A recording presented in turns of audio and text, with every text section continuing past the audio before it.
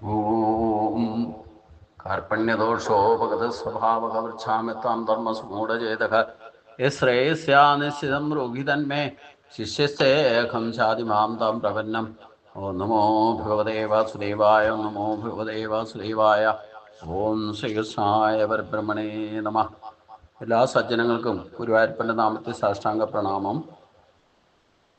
ഭഗവത്ഗീതയിൽ 6-ാം അധ്യായം ധ്യാനയോഗമാണ് നമ്മൾ ഇന്നലെ 5 ശ്ലോകം വരെ ചിന്തിച്ചത്.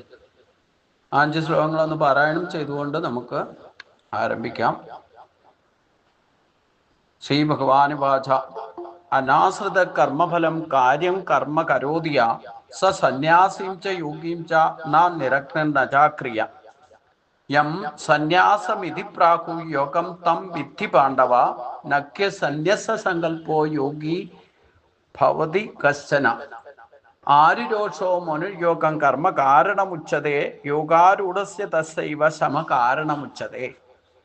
യഥാഹിൻ ഇന്ദ്രിയാർത്ഥേഷു ന കർമ്മ സുനിശ്ചിതേ ന സർവസങ്കല്പ സന്യാസി യോഗാരൂഢസ്തദോച്യതേ. ഉദ്ധരേത് ആത്മനാത്മാനം ന ആത്മാനവസാദേത് ആത്മൈവ ആത്മനോ ബന്ധു ആത്മൈവ രിപുരാത്മന. ഇതാണ് 5 ശ്ലോകങ്ങൾ നമ്മൾ ചിന്തിച്ചത്.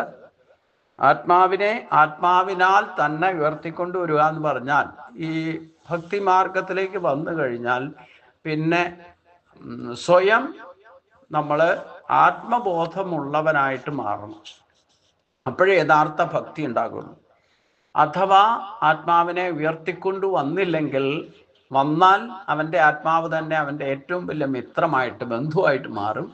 ആത്മാവ് ശക്തിയെ ഉപയോഗിക്കാൻ തുടങ്ങിയില്ലേ, അത് ഉയർത്തിക്കൊണ്ട് വന്നാൽ ഉപയോഗിക്കാൻ തുടങ്ങും. ചിന്തയും വാക്കും പ്രവർത്തിക്കുക അനുസരിച്ചുകൊണ്ടേയിരിക്കും. ഈശ്വരൻ്റെ ഏറ്റവും വലിയ ശക്തിയാണ് നമ്മുടെ ആത്മസ്വരൂപമായിട്ട്, നമ്മുടെ ജീവാത്മാവായിട്ട് നമ്മുടെ ശരീരത്തിലെ ചൈതന്യവത്താക്കി നിലനിർത്തുന്നത്. അതുകൊണ്ട് ആ ആത്മാവിനെയാണ് നമ്മുടെ ബന്ധന സ്വഭാവത്താലുള്ള ബന്ധനത്തിൽ നിന്ന് ഉയർത്തിക്കൊണ്ട് വരാൻ പറയുന്നത്. അത് ഉയർത്തിക്കൊണ്ട് വരുന്നവന് ആ ആത്മാവ് തന്നെ അവൻ്റെ ബന്ധുവായി മാറും. ഉയർത്തിക്കൊണ്ട് വരാത്തവന് അത് ശത്രുഭാവത്തിൽ വർദ്ധിക്കും. പിന്നെ പോയി ചെയ്യുന്ന കാര്യങ്ങളും ബന്ധിക്കുന്ന കാര്യങ്ങളൊക്കെ നമുക്ക് ദോഷമുണ്ടാക്കുന്ന കാര്യങ്ങളായിരിക്കും. ഗുണദോഷം തിരിച്ചറിയാതെ ആയിരിക്കും ചെയ്യാന്നർത്ഥം. അത് നമ്മളെ ബന്ധനത്തിൽപ്പെടുത്തും. അതൊന്നോടെ സ്പഷ്ടമാക്കുകയാണ് അടുത്ത ശ്ലോകത്തിൽ, 6-ാമത്തെ ശ്ലോകത്തിൽ. ബന്ധുരാത്മാ മനസ്തസ്യ യേന ആത്മൈവ ആത്മനാജിതാഹ അനാത്മനസ്സു ശത്രുത്തെ വർത്തേത് ആത്മൈവ ശത്രുവത്. യേന ആത്മനാ ഏവ, യാതൊരു ആത്മാവിനാൽ തന്നെ, ആത്മാ ജിതഹ, ആത്മാവ് ജയിക്കപ്പെട്ടിരിക്കുന്നുവോ, അതായത് ആത്മാവിനെ ഉയർത്തിക്കൊണ്ട് വന്നാൽ പിന്നെ ആത്മാവാണ് ജയിക്കുക എന്ന് പറഞ്ഞാൽ നമ്മുടെ സ്വഭാവം അല്ല. പിന്നെ നമ്മളെ കൊണ്ട് ചിന്തിപ്പിക്കുന്നതും പറയിപ്പിക്കുന്നതും പ്രവർത്തിപ്പിക്കുന്നതും ഒക്കെ ആത്മശക്തിയായിരിക്കും. പിന്നെ നമ്മുടെ തോന്നിയാസമൊന്നും നടക്കില്ല. അതുകൊണ്ടാണ് ആത്മാവ് ജിതനാവും, ആത്മാവ് ഉണർന്ന് പ്രവർത്തിക്കുന്നവനാവും. തസ്യ ആത്മന ആത്മബന്ധുവ്, ആ ആത്മാവ് അവൻ്റെ ആത്മാവിന് ഏറ്റവും അടുത്ത ബന്ധുവായി മാറും. അതായത് ആത്മാവായിരിക്കും അവൻ്റെ ഏറ്റവും വലിയ ബന്ധു എന്നർത്ഥം. ബാക്കി ബന്ധങ്ങളൊക്കെ ബന്ധനത്രയങ്ങളൊന്നും പെടില്ല.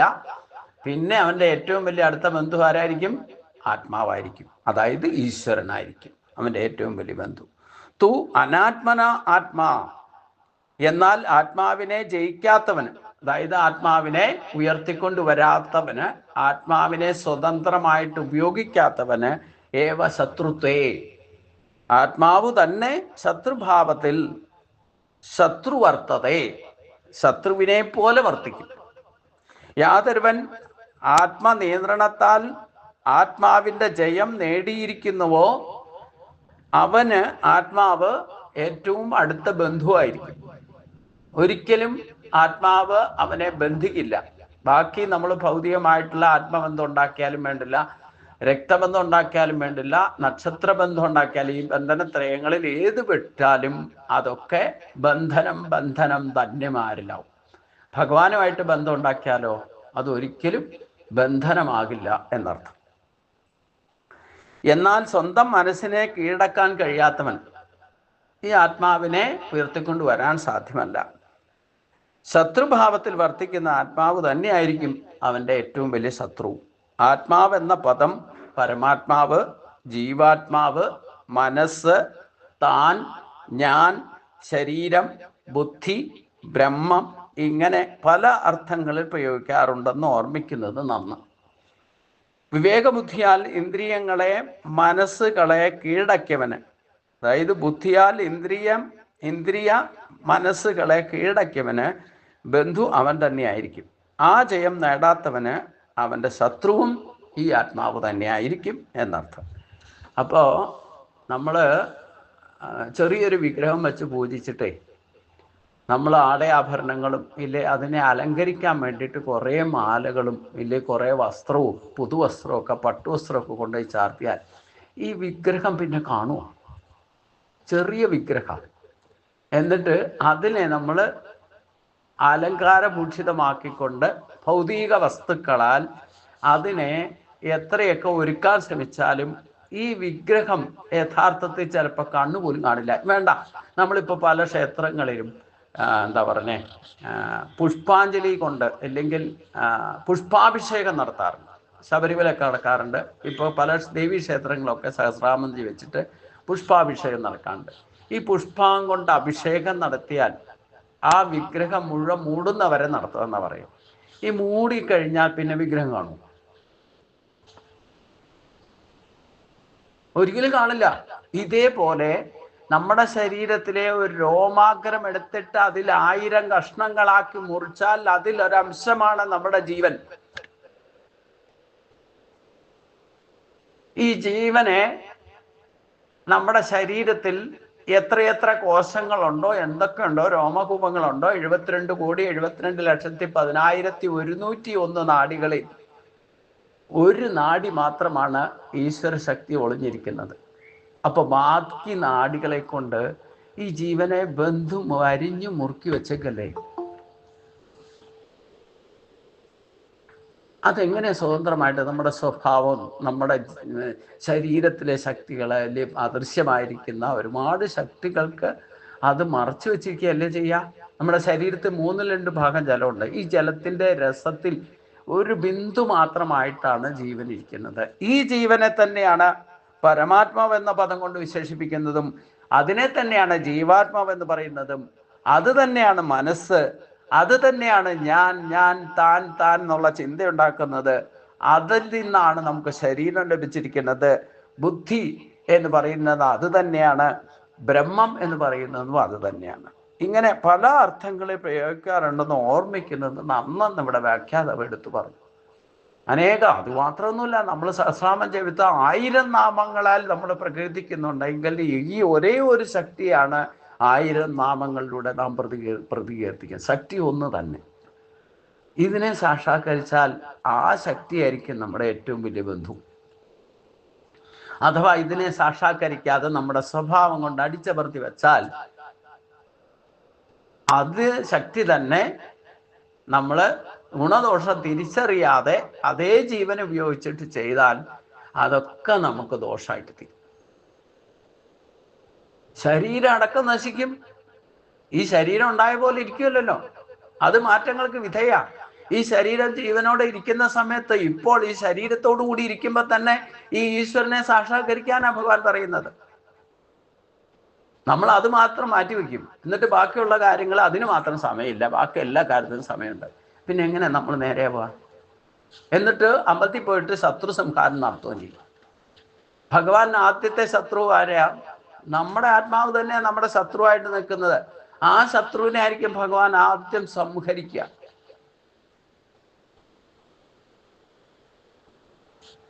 നിങ്ങൾ ഒരാളെ കണ്ടിട്ട് ഭഗവാനോട് പറയാ, അതാ ഇതെന്റെ ശത്രുവാട്ടെ, ഇതിനെ ശരിയാക്കണം എന്ന് പറയുമ്പം ആ വ്യക്തിയുടെ ശത്രു ആരാ? നിങ്ങൾ ഒരാളുടെ പേരും നാളും പറഞ്ഞിട്ട് ശത്രു സംഹാരം കഴിക്കാൻ പറയുമ്പോൾ ആ വ്യക്തിയുടെ ശത്രു ആരാ? നിങ്ങളല്ലേ. ഭഗവാൻ ആദ്യത്തെ ശത്രുവിനെ ഇല്ലാതെ. നിങ്ങൾക്ക് പേരും നാളും ഒക്കെ പറഞ്ഞു കൊടുത്താലും ഭഗവാന് സത്യം അറിയുള്ളൂ, സത്യം ചിന്തിക്കുള്ളൂ, സത്യം കാണുള്ളൂ. അപ്പൊ നിങ്ങളുടെ ശത്രു ആരായിരിക്കും? നിങ്ങളുടെ ആത്മാവ് തന്നെയായിരിക്കും. ആ ആത്മാവിനെ ഉയർത്തിക്കൊണ്ട് വരാൻ വേണ്ടിയിട്ടാണ് നമ്മൾ ഒരു വഴിപാടിൻ്റെ പേരിൽ ഒരു യജ്ഞം നടത്തുന്നത്, അല്ലേ?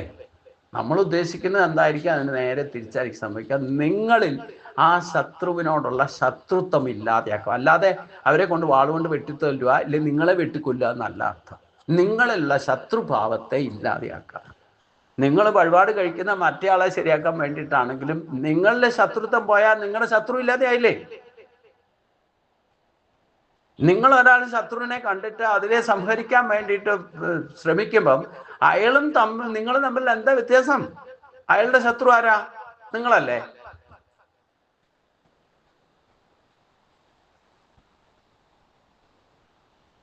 ഇത് ലോജിക് കൊണ്ട് ചിന്തിക്കണം. ഇപ്പൊ ഞാൻ എൻ്റെ കൈ ചൂണ്ടിയിട്ട്, ഒരു വിരൽ ചൂണ്ടിയിട്ട് നിങ്ങളോട് പറയാം, അതാ ഇതെന്റെ ശത്രുവാന്ന് പറയുമ്പം ഒന്ന് പെരുവിരൽ മുകളിലേക്ക് നിൽക്കുക, ചൂണ്ടാണി വിരല് ആ വ്യക്തിയെ ചൂണ്ടിക്കാണിക്കും. അപ്പോഴും 3 വിരൽ നിങ്ങളുടെ നേരെ നിൽക്കുക, അല്ലേ? പരമാത്മാവ് സാക്ഷിയാ, ഇതാ ഇതെന്റെ ശത്രുവാന്ന് ഭഗവാനോട് തന്നെ പറയാ, ഇല്ലേ വേറൊരാളുടെ പറയാ, ഇതൊക്കെ എൻ്റെ ശത്രുവാട്ടോ. തൊട്ടതിന് പിടിച്ചതിനൊക്കെ ഞങ്ങൾ തമ്മിൽ കോർക്കും, പാര വയ്ക്കും പരസ്പരം. അപ്പോഴും നിങ്ങളുടെ 3 വിരലും നിങ്ങളുടെ നേരെ ആയിരിക്കുക. അതിൻ്റെ അർത്ഥം എന്താ? ആ വ്യക്തിയേക്കാൾ കൂടുതൽ നിങ്ങൾ ഒരു വിരൽ ചൂണ്ടിയിട്ട് അതെൻ്റെ ശത്രുവാന്ന് പറയുമ്പം ആ വ്യക്തിയേക്കാൾ ശത്രുഭാവം നിങ്ങളിൽ 3 ഇരട്ടിയായിരിക്കും. അതുകൊണ്ടാണ് നിങ്ങൾ ആ വ്യക്തിയെ ശത്രുവായിട്ട് കാണുന്നത്. അതേപോലെ തന്നെ നിങ്ങളൊരു വ്യക്തിയിലെ നന്മ കണ്ടെത്തിയാൽ ഇതേ കാര്യം തന്നെ ഒരു വിരൽ ചൂണ്ടിയിട്ട് നിങ്ങൾ പറയാം, ദാ ഇതെൻ്റെ ഏറ്റവും വലിയ ബന്ധുവാണ്, എൻ്റെ അടുത്ത ആളാ, എനിക്ക് ഇഷ്ടമുള്ള ആളാന്ന് പറയുമ്പോൾ അപ്പോഴും പരമാത്മാവ് സാക്ഷിയാ. അപ്പോഴും നിങ്ങളുടെ 3 വിരൽ നിങ്ങളുടെ നേരെ ചൂണ്ടിയിരിക്കുക. നിങ്ങൾക്കൊരു വ്യക്തിയിലെ നന്മ കാണണമെങ്കിൽ ആ വ്യക്തിയേക്കാൾ 3 ഇരട്ടി നന്മ നിങ്ങളിലുണ്ടെങ്കിലേ നിങ്ങൾക്കൊരു വ്യക്തിയിലെ നന്മ കാണാൻ സാധിക്കും. ഈശ്വരന്റെ ഭാവം ഇതാ. അപ്പൊ നിങ്ങൾ ഒരാളെ ശത്രുവായിട്ട് കണ്ടാലോ ആ വ്യക്തിയേക്കാൾ 3 ഇരട്ടി നിങ്ങളിലായിരിക്കും ആ വ്യക്തിയോട് ശത്രുത. പോയി സംസാരിച്ച് തീരാനുള്ള പ്രശ്നമുള്ളൂ. എന്നിട്ട് അവിടെ ഇവിടെ പറഞ്ഞിട്ട് പൊടുപ്പും തെങ്ങലും ചേർത്ത് അത് എരിയുന്ന തീയിലേക്ക് കൊണ്ടുപോയിട്ട് നെയ്യ് ഒഴിക്കുന്ന പോലെ അത് ആളിക്കത്തല്ലേ ഉള്ളൂ. അതിനെല്ലാം കാരണം എന്താ? നിങ്ങളുടെ കയ്യിലിരിക്കുന്ന ഈശ്വര ശക്തി ഉപയോഗിച്ചുകൊണ്ടാണ് നിങ്ങൾ ഇതൊക്കെ ചെയ്യുന്നെങ്കിൽ നിങ്ങളെ പെടുത്തും, നിങ്ങൾ ഏറ്റവും വലിയ ശത്രുവായിട്ട് മാറും. അതേസമയം നിങ്ങൾ ആ പരമാത്മാവ് സാക്ഷിയായിട്ട് നിൽക്കുന്ന ആളെ സാക്ഷിയായിട്ട് അംഗീകരിച്ച് ആ സാക്ഷിയെ ഉണർത്തിക്കൊണ്ട് വന്നാൽ നിങ്ങളുടെ ആത്മാവ് ഉയർന്നു നിൽക്കും. ഉയർന്നു നിന്നാൽ പിന്നെ നിങ്ങളെ കൊണ്ട് ആരിലും ശത്രുത, ഭഗവാൻ ആരോടും ശത്രുതയില്ലല്ലോ.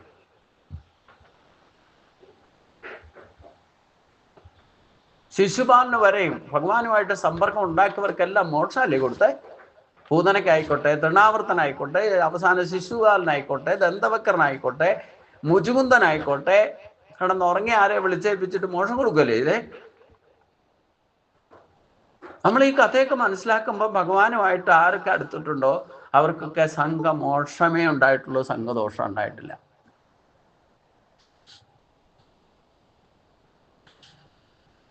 എന്നോട് പണ്ട് ശത്രുഭാവത്തിൽ പെരുമാറിയുന്ന കുടുംബത്തിലെ ബന്ധുക്കളുണ്ട്, അല്ലാതെ പെരുമാറിയവരുണ്ട്, എന്താ പറഞ്ഞേ, ഒന്നിനും കൊള്ളാത്തവനെന്ന് വിളിച്ചവനുണ്ട്.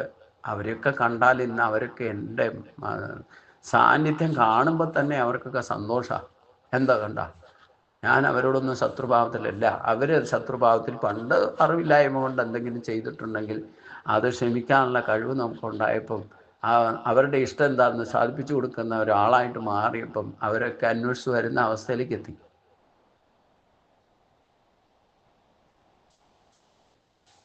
അതിനെന്താ അടിസ്ഥാനം? എന്നുള്ള ആത്മശക്തിയെ ഞാൻ ഉണർത്തി എന്നുള്ളതാണ്. അത് ഒരു ജന്മത്തിലെ എക്സ്പീരിയൻസ്. നമ്മളിപ്പോൾ പറയുമ്പം ഇത് ഒരു ജന്മത്തും കൊണ്ട് സാധിക്കുന്ന കാര്യമൊന്നുമില്ല. നിങ്ങളത് ലക്ഷ്യമിട്ടാൽ അതിനുള്ള അനുഷ്ഠാനങ്ങൾ തുടങ്ങിയാൽ ചിലപ്പോൾ നമ്മളിത് തുടങ്ങുന്നത് തന്നെ ചിലപ്പോൾ വയസ്സാം കാലത്തായിരിക്കും, അല്ലേ? റിട്ടയർ ചെയ്തിട്ടായിരിക്കും. നമ്മളൊക്കെ ഇപ്പം 50 വയസ്സ് കഴിഞ്ഞവരാ ഇവിടെ ഇതിരിക്കുന്നവർ. വളരെ ഭാഗ്യം ചെയ്തവരായിരിക്കും ചെറുപ്പത്തിലേ ഇതൊക്കെ പഠിക്കാൻ അവസരം കിട്ടുക. ഈ സംസ്കാരം ഒന്ന് ഇൻസ്പിറേറ്റ് ചെയ്ത് കിട്ടിക്കഴിഞ്ഞാൽ പിന്നെ ഒരു എന്താ പറയുക, സ്വല്പം അഭ്യസ്യ ധർമ്മസ്യ ത്രായതോ മഹതോപയാന്ന് പറഞ്ഞില്ലേ? പിന്നെ ആളിക്കത്തോളും. പക്ഷേ അത് ഈ ഒരു സ്ഥിതിയിലേക്ക് എത്തണമെന്നുണ്ടെങ്കിൽ, ഇത്രയൊരു നമ്മൾ ലിബറലായിട്ട് മാറണമെങ്കിൽ, ആ ഈശ്വരന്റെ ഭാവത്തിലേക്ക് എത്തി നമുക്ക് ശത്രുവും മിത്രവും ഇല്ല, പക്ഷപാതം ഇല്ലാതെയൊക്കെ എല്ലാവരോടും ഒരുപോലെ പെരുമാറാൻ സാധിക്കണമെങ്കിൽ ഒരു ജന്മത്തെ എക്സ്പീരിയൻസ് കൊണ്ട് സാധ്യമല്ല. ഒരാൾ സന്യാസിയാകണം എന്ന് വെച്ചുകൊണ്ട് ഇല്ലേ സന്യാസി ആകാൻ പോയാലും, സന്യാസമാണല്ലോ നമ്മളെ വിഷയം. 2 ദിവസമായിട്ട് ഇന്നലെ രാത്രിയൊക്കെ ആരൊക്കെയോ മെസ്സേജ് ആയിട്ട് അത് തന്നെയാണ് വിഷയം. ഈ സന്യാസിയാകാന്ന് പറയുന്നത് എല്ലാവർക്കും യോഗമൊന്നും കിട്ടില്ല. 4 ആശ്രമം കടന്നാലും കടക്കണമെങ്കിൽ തന്നെ 4 ആശ്രമവും എല്ലാവരും കടക്കാം എന്ന് അതൊക്കെ എന്താണെന്ന് അറിഞ്ഞിരിക്കണം. എല്ലാവർക്കും ഒരേപോലെ ആയിരിക്കില്ല ഈശ്വരപ്രാപ്തി ഉണ്ടാക്കുക. അവരുടെ സ്വഭാവവും അവരുടെ ജന്മവാസനയും ഓരോരുത്തർക്കും ഓരോ രീതിയിലായിരിക്കും ഒന്ന് ഭവിക്കുക. ചിലർ സന്യാസി ആകേണ്ട യോഗം ഉണ്ടെങ്കിൽ സന്യാസിയാകും. ഇതൊന്നും അല്ല ഏറ്റവും എന്താ നമുക്ക് ഈശ്വരപ്രാപ്തിയാണ് ഉദ്ദേശം.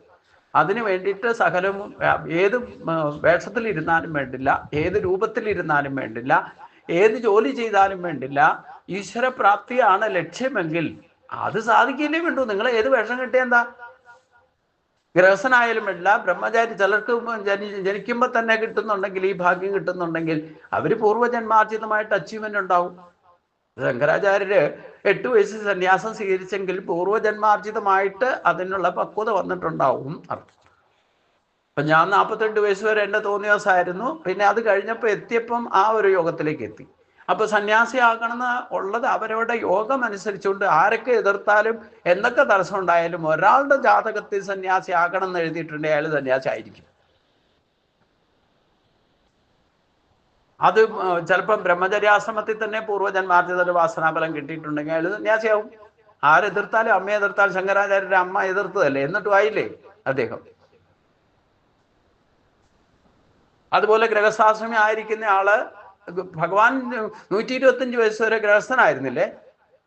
അദ്ദേഹം എന്തോ ഈ 16,108 വിവാഹം കഴിച്ചെങ്കിൽ അതിൽ മക്കളുണ്ടെങ്കിലും അവിടെ എന്താ സംഘമോ ബന്ധമോ ഇതൊക്കെ വിട്ടിട്ട് എങ്ങനെയാ പോവാന്ന് ഭഗവാൻ വല്ല ചിന്തയുണ്ടായോ? ഇങ്ങനെയൊക്കെ ഭഗവാന് നമ്മളെ കാണിച്ചു തരുന്നുണ്ട്. അപ്പം ഓരോരുത്തർക്കും ഓരോരുത്തരുടെ സ്വഭാവം അനുസരിച്ചു കൊണ്ടുള്ള അച്ചീവ്മെന്റിലേക്ക് എത്തണം. അത് മറ്റൊരാളെ ഉദാഹരണം എടുത്തിട്ടൊന്നും കാര്യമില്ല. നമുക്ക് നമ്മുടേതായ, നമുക്കിപ്പോൾ മരുന്ന് കഴിച്ച് ജലദോഷത്തിന് തന്നെ മരുന്ന് കഴിച്ചാൽ എല്ലാവർക്കും ചിലപ്പം ആ ഡോക്ടറെ കണ്ടാൽ തന്നെ മാറും. മരുന്ന് കഴിച്ചാലും കഴിച്ചില്ലെങ്കിൽ 7 ദിവസം കൊണ്ട് മാറും അല്ലേ? 7 ദിവസം കൂടെ നിൽക്കില്ല. സാധാരണ ഒരു ദിവസം വന്നാൽ അതാണ്. അത് ചിലർക്ക് കൊള്ളാം, ഡോളും അതും ഇതും ഒക്കെ കഴിക്കും. ചിലർക്ക് ഡോക്ടറെ കാണാൻ പോകും, ചിലർക്ക് ടെസ്റ്റ് എഴുതാൻ വരും, ഇല്ലേ മറ്റേ ബ്ലഡ് ടെസ്റ്റ് ചെയ്യും. അത് ഇങ്ങനെ ഓരോരുത്തർക്കും ഓരോരുത്തരുടെ സ്വഭാവം അനുസരിച്ചു കൊണ്ടാണ് ഓരോ ചികിത്സ നടക്കുന്നതും ഭക്ഷണം കഴിക്കുന്നതും യുക്താഹാരം. ഇതിൽ തന്നെ പറയുന്നുണ്ട് ഭഗവാൻ. അവരവർക്ക് യോജിച്ച വിധത്തിൽ നമ്മൾ ഈ ഏറ്റവും അടിസ്ഥാനമായിട്ട് എന്ത് നമ്മുടെ സ്വഭാവം അനുസരിച്ച് പ്രവർത്തിക്കുമ്പോഴും ഈ ആത്മശക്തിയെ ഉണർത്തണം എന്നാണ് ഭഗവാൻ പറയുന്നത്. അതാണ് അടിസ്ഥാനം.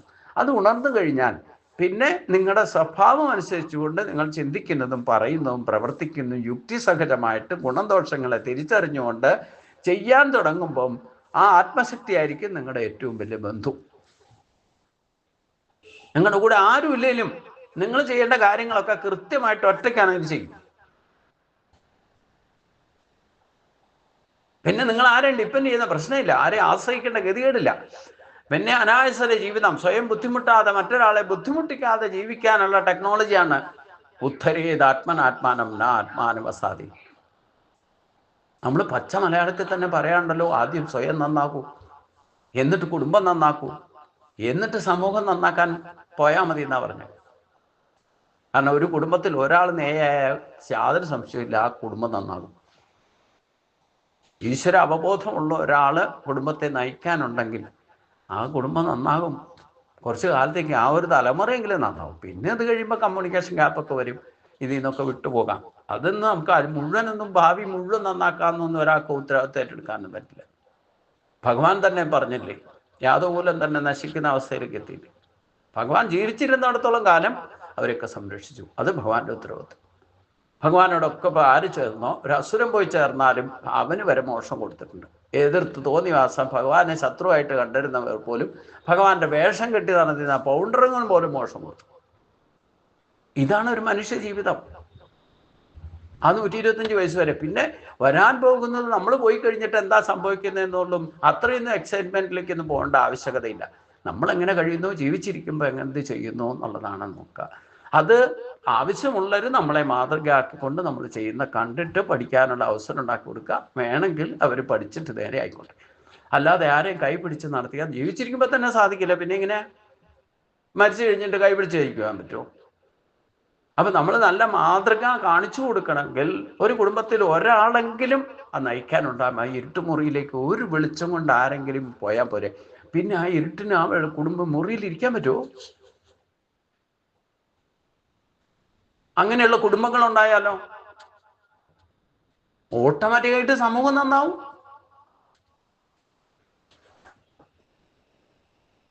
അപ്പൊ അതുകൊണ്ട് നമ്മുടെ ഏറ്റവും വലിയ ബന്ധു നമ്മുടെ കൂടെയുള്ള നമ്മുടെ ജീവന്റെ നാഡിയായിട്ടിരിക്കുന്ന ആ ജീവാത്മാവ് തന്നെയാണ് ഏറ്റവും വലിയ ബന്ധു.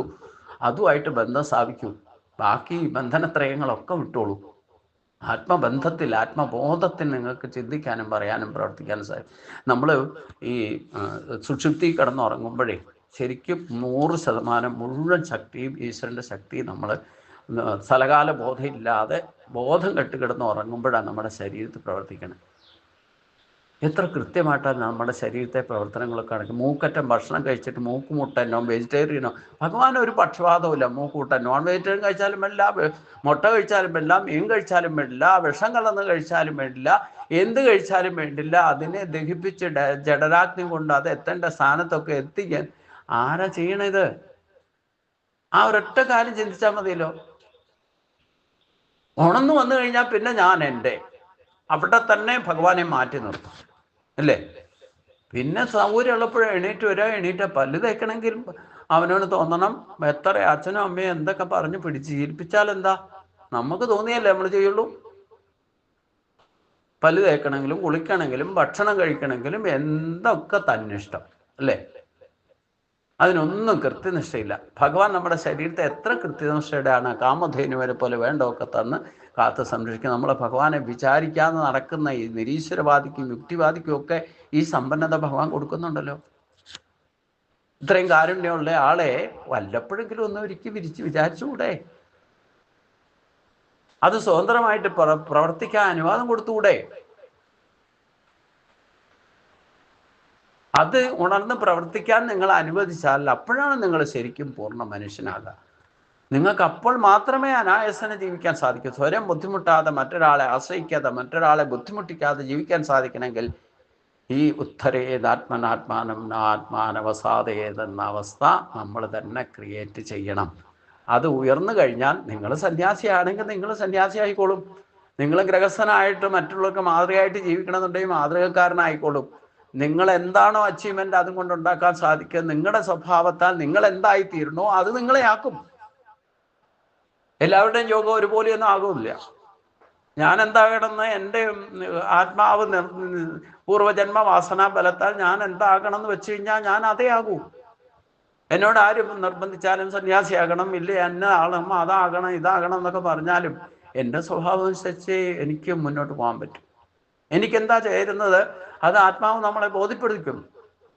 ഏത് മാർഗത്തിൽ ഞാൻ പ്രവർത്തിക്കേണ്ട അനുഷ്ഠാനങ്ങളോ നമ്മുടെ കർമ്മങ്ങളോ എവിടെയാണ് ബാക്കിയുള്ളതെന്നൊക്കെ കൃത്യമായിട്ട് നമുക്ക് ബോധം ഉണ്ടാക്കി തരും. അത് ചെയ്യുമ്പോഴായിരിക്കും നിങ്ങൾ സ്വതന്ത്രനാക്കുക.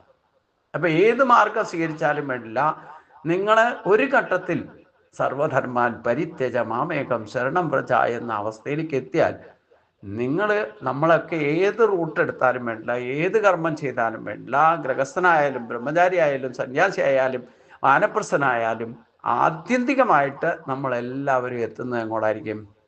ഭഗവാന്റെ അടുത്തേക്ക്. നിങ്ങൾ ഗുരുവായൂർക്ക് പോകണമെന്ന് തീരുമാനിച്ചാൽ നിങ്ങൾ ഏത് മാർഗം വേണേൽ സ്വീകരിച്ചോളൂ. നടന്നു പൊക്കോളൂ, വണ്ടി എടുത്ത് പൊക്കോളൂ, സൈക്കിളിൽ പൊക്കോളൂ, വേറെ ആരുടെയെങ്കിലും കൂടെ പൊക്കോളൂ, ബസ്സിൽ കയറി പൊക്കോളൂ. ഏത് മാർഗം സ്വീകരിച്ചാലും നമ്മളെ ഏത് മാർഗത്തിലൂടെ വന്നാലും ഗുരുവായൂരെത്തണം തീരുമാനിച്ച ആൾ ഗുരുവായൂരെത്തുക തന്നെ.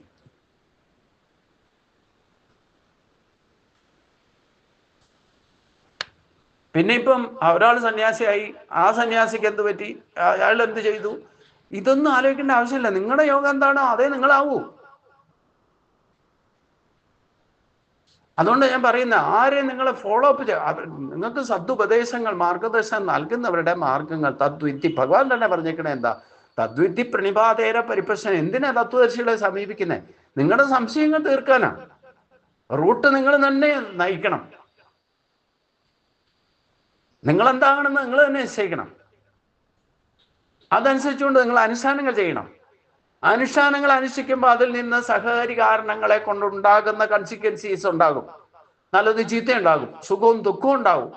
നിങ്ങളുടെ പൂർവ്വജന്മ ആർജിതമായിരിക്കുന്ന കർമ്മങ്ങളെ ശുദ്ധീകരിക്കുമ്പോൾ സുഖവും ദുഃഖവും ലാഭവും നഷ്ടവും ജയവും പരാജയം, മാനവും അപമാനവും സ്തുതിയും കീർത്തിയും ഒക്കെ ഉണ്ടാകും. അതൊക്കെ അനുഭവിച്ചിട്ട് അതിനെയൊക്കെ ഓവർകം ചെയ്യണം. അതിനെയൊക്കെ മറികടന്നിട്ട് ഈശ്വരൻ മാത്രമാണ് സർവ്വത്തിനും ആധാരം എന്ന് ഉറപ്പിക്കുമ്പോൾ ഭഗവാനെ പ്രാപിക്കാനുള്ള ബുദ്ധി ഭഗവാൻ നിങ്ങൾക്ക് നൽകും. ആ ബുദ്ധി കിട്ടിക്കഴിയുമ്പോഴും ചിലപ്പം ജയവിജയന്മാരുടെ കൂട്ടും ദുർവിനിയോഗം ചെയ്യാൻ പോയി കഴിഞ്ഞാൽ അവിടെ നിങ്ങൾ അതപ്പതിക്കാൻ ഇടവരും. ഓരോ ഘട്ടത്തിൽ ഓരോ പടി കടത്തി വിടുക ഭഗവാൻ. ആ ബുദ്ധിയെ നിങ്ങൾക്ക് മേധാബുദ്ധിയായിട്ട് ഗുണദോഷങ്ങൾ തിരിച്ചറിയാൻ ആ ബുദ്ധി നൽകുന്നത്. അത് വേണ്ടവണ്ണം ഉപയോഗിച്ചുകൊണ്ട് കൃതകൃത്യനായിട്ട് കൃത്യനിഷ്ഠ, ഭക്തി, വിവേചന ശക്തി, ദൃഢനിശ്ചയം, ത്യാഗമനസ്സതി ഈ പഞ്ചഗുണങ്ങളെ കൊണ്ട് ജീവിച്ച് അതിൽ പെർഫെക്ഷൻ ഉണ്ടാകുമ്പോൾ നിങ്ങൾക്ക് യഥാർത്ഥ ആത്മജ്ഞാനം ലഭിക്കും. അതും ഭഗവാൻ പറഞ്ഞിട്ടുണ്ടല്ലോ, തേഷാമേവാനുകമ്പാർത്ഥം അഹം അജ്ഞാനജം തമനാശേന്നാത്മഭാവസോ ജ്ഞാനദീപേന ഭാസത. ഈ ജ്ഞാനം ലഭിക്കുന്നതും എത്രയൊക്കെ പുസ്തകം വായിച്ചാലും വേണ്ടില്ല, എന്തൊക്കെ ഗ്രന്ഥങ്ങൾ വായിച്ചാലും നിങ്ങൾക്ക് യഥാർത്ഥത്തിൽ ആത്മജ്ഞാനം നൽകുന്നത് ഈശ്വരന്റെ കൃപ കൊണ്ടേ ലഭിക്കൂ. ഈ ജ്ഞാനം ലഭിച്ചാലും ആ ജ്ഞാനവും നിങ്ങൾ എങ്ങനെ ഉപയോഗിക്കുന്നു ഭഗവാൻ നോക്കും. ബ്രഹ്മചാരിയായിരുന്നല്ലോ ആര്? രാവണൻ. തപം ചെയ്തിട്ട് കിട്ടിയ ബ്രാഹ്മണനായിരുന്നു, തപം ചെയ്തിട്ട് ബ്രഹ്മചാരിയായിരുന്നു, എല്ലാ കാര്യങ്ങളും അറിയായിരുന്നു. അവസാനം കുടുങ്ങിയില്ലേ ഒരു പെണ്ണിന്റെ പുറകില്? നാശത്തിന് കാരണമായില്ലേ? അവനവനും നാശം ഉണ്ടാക്കി, ലങ്കയ്ക്ക് സ്വർണ്ണലങ്ക ഉണ്ടാക്കിയിട്ട് അതും നശിപ്പിച്ചു അല്ലേ? കംസൻ ആത്മജ്ഞാനിയായിരുന്നു ഇല്ലേ? ആ ഭഗവാൻ ഉണ്ടാകുന്ന സമയത്ത് യോഗമായയുടെ അനുഗ്രഹമൊക്കെ കിട്ടിയ ആളാ.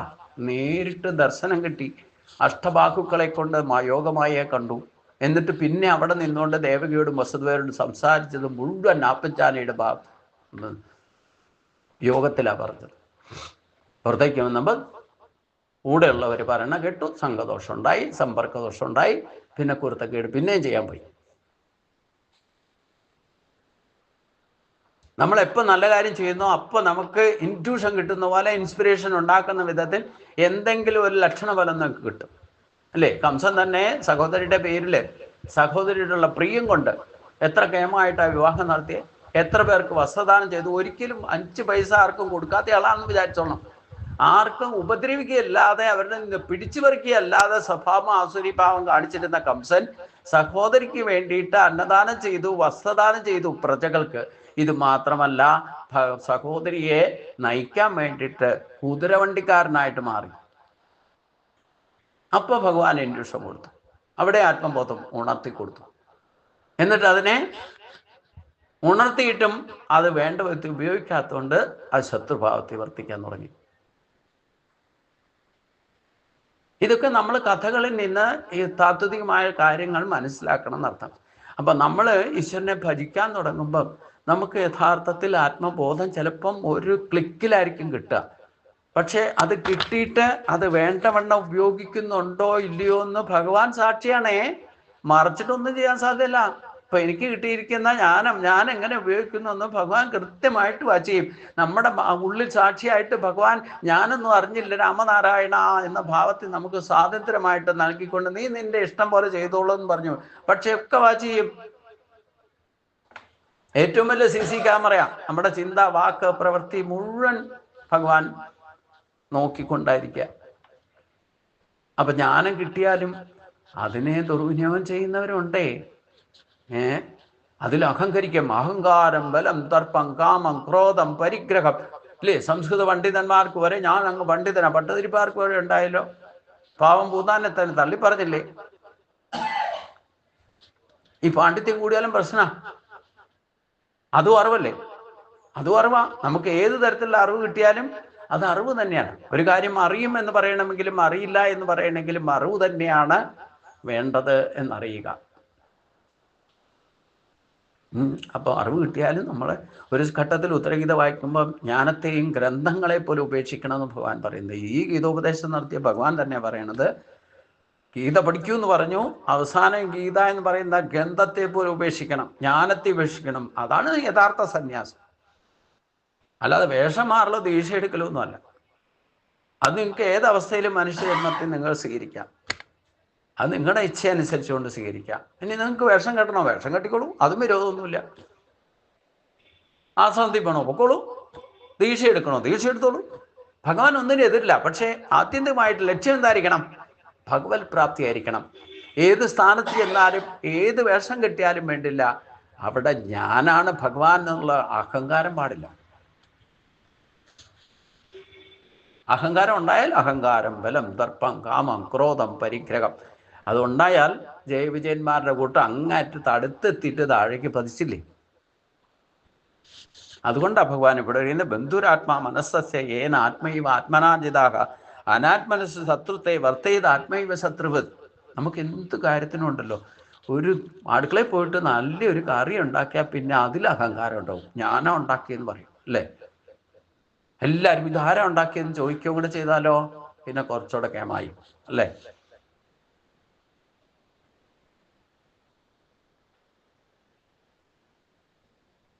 അപ്പൊ ഇങ്ങനെ ഓരോ നിസാര കാര്യങ്ങളിൽ പോലും നമുക്ക് എന്തെങ്കിലും 64 കലകളും 6 ശക്തികളും ചേർത്ത് വെച്ചിട്ടാണ് ഭഗവാൻ നിൽക്കുന്നത്. അതുകൊണ്ടാണ് ഭഗവാന്റെ പേര് പറയുന്നത്. ഒരു കാര്യം നമ്മൾ മനസ്സിലാക്കിക്കൊള്ളണം, ഈ 64ഉം 6ഉം എത്രയാ, 70 ശക്തി. അത് 72 നാഡികളിലായിട്ടാണ് നിൽക്കുക. ഇതിലേതെങ്കിലും ഒരു ശക്തിയായിരിക്കും ഒരാൾക്ക് കിട്ടുള്ളൂ.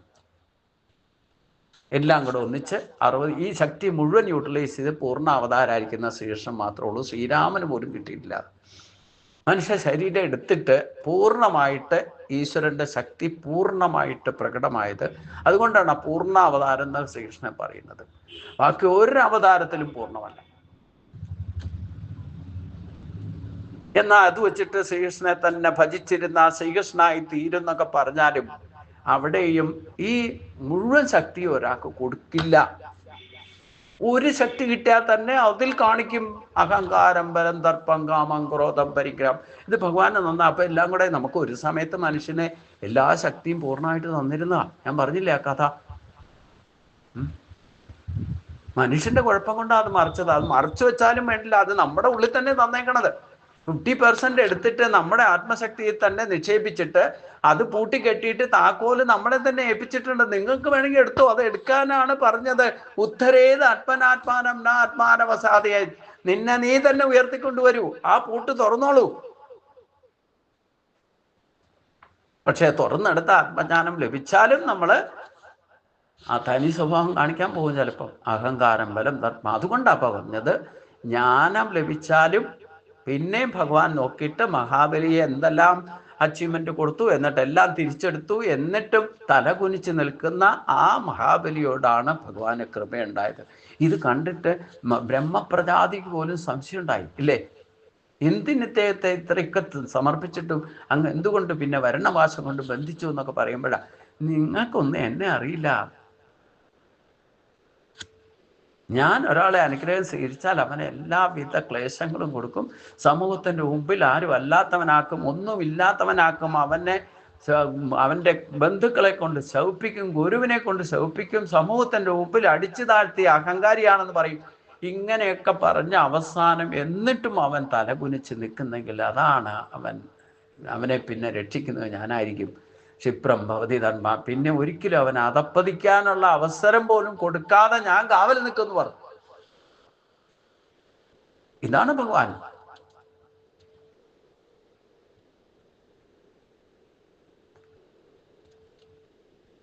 അപ്പൊ നമ്മള് ഡെഡിക്കേറ്റഡ് ആകാന്ന് പറഞ്ഞാൽ അത്ര എളുപ്പമുള്ള കാര്യമൊന്നുമല്ല. നിങ്ങൾ ഡെഡിക്കേറ്റഡ് ആണോ, നിങ്ങളാകേണ്ടത് നിങ്ങളായിരിക്കും. ആരൊക്കെ എന്തൊക്കെ ക്ലേശങ്ങളോ തടസ്സങ്ങളോ അവിദ്യാദി ദോഷങ്ങളെ കൊണ്ടുള്ള ക്ലേശങ്ങൾ ഉണ്ടായാലും നിങ്ങളതായിരിക്കും, യാതൊരു സംശയവുമില്ല. പക്ഷേ അവിടെ ആ ഡെഡിക്കേഷൻ 100% ജീവിതകാലം മുഴുവൻ നിലനിർത്തണം. മറ്റുള്ളവർ പറയണ കേൾക്കാനൊക്കെ പോയി കഴിഞ്ഞാൽ നിങ്ങൾ വീണ്ടും ബന്ധനത്തിൽപ്പെടും. കംസനും രാവണനും ഒക്കെ പറ്റിയ പോലെ പറ്റും. അതുകൊണ്ടാണ് സംഘദോഷം സമ്പർക്കദോഷം ഉണ്ടാവും. പക്ഷെ എന്നാലും ലക്ഷ്യം തീരുമാനിച്ചോ. ഈ രാവണനും ശിശുപാലനും ഒക്കെ ഭഗവാൻ തന്നെ മോക്ഷം കൊടുത്തല്ലോ ശത്രുഭാവത്തിൽ നിന്നിട്ട്. അതും ഒരു തരത്തിൽ ഡെഡിക്കേഷനാണ്. ശത്രുഭാവത്തിൽ നിന്നാണെങ്കിൽ അതും ഡെഡിക്കേറ്റഡ് ആയിരിക്കണം. ആ ശത്രുഭാവത്തിൽ ഊണിലും ഉറക്കത്തിലും ഒക്കെ ശത്രുവിനെ വിളിച്ചോണ്ടിരിക്കുകയല്ലേ. കംസനും രാവണനും ഒക്കെ കണ്ണടച്ച സ്വപ്നം കാണുന്നത് പോലും ഭഗവാനെ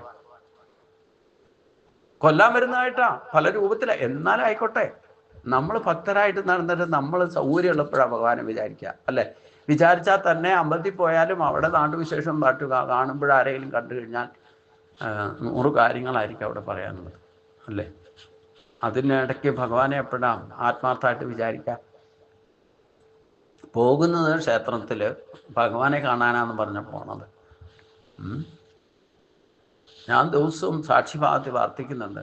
രാവിലെയും വൈകുന്നേരം പോകുന്നവരെ കാണും. അവിടെ എന്തൊക്കെയാണ് നടക്കണമെന്ന് അറിയാൻ പോകുന്നവരെ കാണുന്നു, മനസ്സിലായത്? അല്ലാതെ ഭഗവാനെ അറിയാൻ പോകുന്നവരല്ല, ഡെഡിക്കേറ്റഡ് ഒന്നുമല്ല.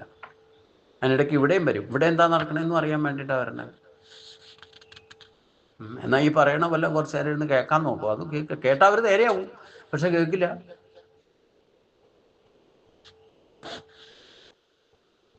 എനിക്കിതൊക്കെ അറിയാം, ഓരോരുത്തരെയും എനിക്കറിയാം, പക്ഷേ നമ്മളിതിലൊന്നും ഇടപെടാറില്ല. ഭഗവാൻ തന്നെ പറഞ്ഞിട്ടുണ്ടല്ലോ, ആരെന്ത് ചെയ്യുന്നോ അതിലൊന്നും ഇടപെട്ടേക്കരുത്. ഇടപെട്ടാൽ നീ ശത്രുവാകും. അതുകൊണ്ട് ശത്രു ഭാവം ഏതൊക്കെ തരത്തിലാണ് വരുന്നതെന്ന് പറയാൻ പറ്റില്ല. അപ്പം ആരെങ്കിലും വന്ന് സംശയം ചോദിച്ചാൽ കരയുന്ന കുട്ടിക്കേ പാല് കൊടുക്കാവുള്ളൂ.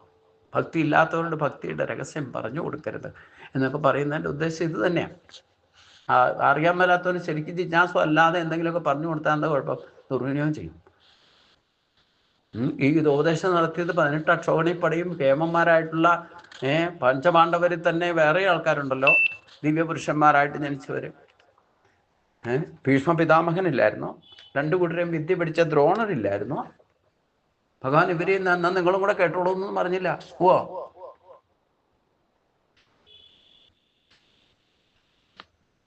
ചിദാനന്ദേന കൃഷ്ണേന സുമുഖത്തോ അർജുനം. അർജുനു വേണ്ടി തന്നെ പറഞ്ഞു. പിന്നെ സഞ്ജയന്റെ കാരുണ്യം കൊണ്ട് 10 ദിവസം കഴിഞ്ഞപ്പം അതും ചോദിച്ചിട്ടാ, ധൃതരാഷ്ട്രൻ അന്ധനായിരിക്കുന്നു, അവിടെ എന്താ നടന്നതെന്ന് ചോദിച്ചത് കൊണ്ടാണ് ഈ പറഞ്ഞ കാര്യങ്ങളൊക്കെ സഞ്ജയൻ വിശദീകരിച്ചു കൊടുക്കുന്നത്. അവിടെയും കരയുന്ന കുട്ടിക്ക് ചോദിച്ചുകൊണ്ടാ, ഇല്ലെങ്കിൽ സഞ്ജയനും മിണ്ടാതിരിക്കുള്ളൂ. അത്രയും നേരം മിണ്ടിയില്ലല്ലോ, 10 ദിവസമായിട്ട് മിണ്ടിയില്ല. ഭീഷ്മ പിതാമഹൻ വീണ് കഴിഞ്ഞപ്പോഴാണ് എനിക്ക് അറിയണം തോന്നി.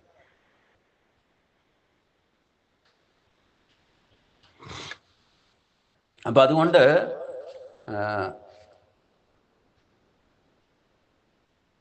ഞാനും ഓപ്ഷൻ ഇടുന്നേ ഉള്ളൂ. ഇങ്ങനെ ഗൂഗിൾ മീറ്റിലോ ഇല്ലെങ്കിൽ ഗ്രൂപ്പിലോ ചേർന്നാൽ നിങ്ങൾക്ക് അറിയാനുള്ളത് അറിയാൻ പറ്റും, നിങ്ങൾക്ക് ആവശ്യമുണ്ടെങ്കിൽ കേട്ടോളൂ എന്നുള്ള അർത്ഥത്തിലാണ്. അപ്പം അറിയാതെയാണെങ്കിലും കേട്ടാൽ ഈ ജന്മത്തിൽ അടുത്ത ജന്മത്തിലാണെങ്കിലും നേരെയാവുന്നവർ നേരെ ആയിക്കോട്ടെ എന്നൊരു കാരുണ്യം ഭഗവാൻ എന്നെ കൊണ്ട് തോന്നിപ്പിക്കുന്നു. അതുകൊണ്ടാണ് ഈ സോഴ്സ് ഉപയോഗിക്കുന്നത്. ഇനിയും കേൾക്കാൻ പറ്റാത്തവർക്ക് യൂട്യൂബിൽ കയറ്റാൻ തുടങ്ങിയിട്ടുണ്ട്. ഇവിടെ നടക്കുന്ന ക്ലാസ്സുകൾ യൂട്യൂബിൽ കയറ്റാൻ തുടങ്ങി. അങ്ങനെയും കാണുന്നവർക്ക് കാണാം. എന്തൊക്കെ വാതിൽ തുറന്നിട്ടാലും ഭഗവാൻ എന്നും വൈകുണ്ഠത്തിന്റെ വാതിൽ തുറന്നായിട്ടേക്കണ്ടേ, നമ്മളത് കാണണ്ടേ, അങ്ങോട്ട് ചെല്ലണ്ടേ? യഥായിച്ച തഥാഗുരു എന്നുള്ള സ്വാതന്ത്ര്യം നൽകിക്കണ്ട്.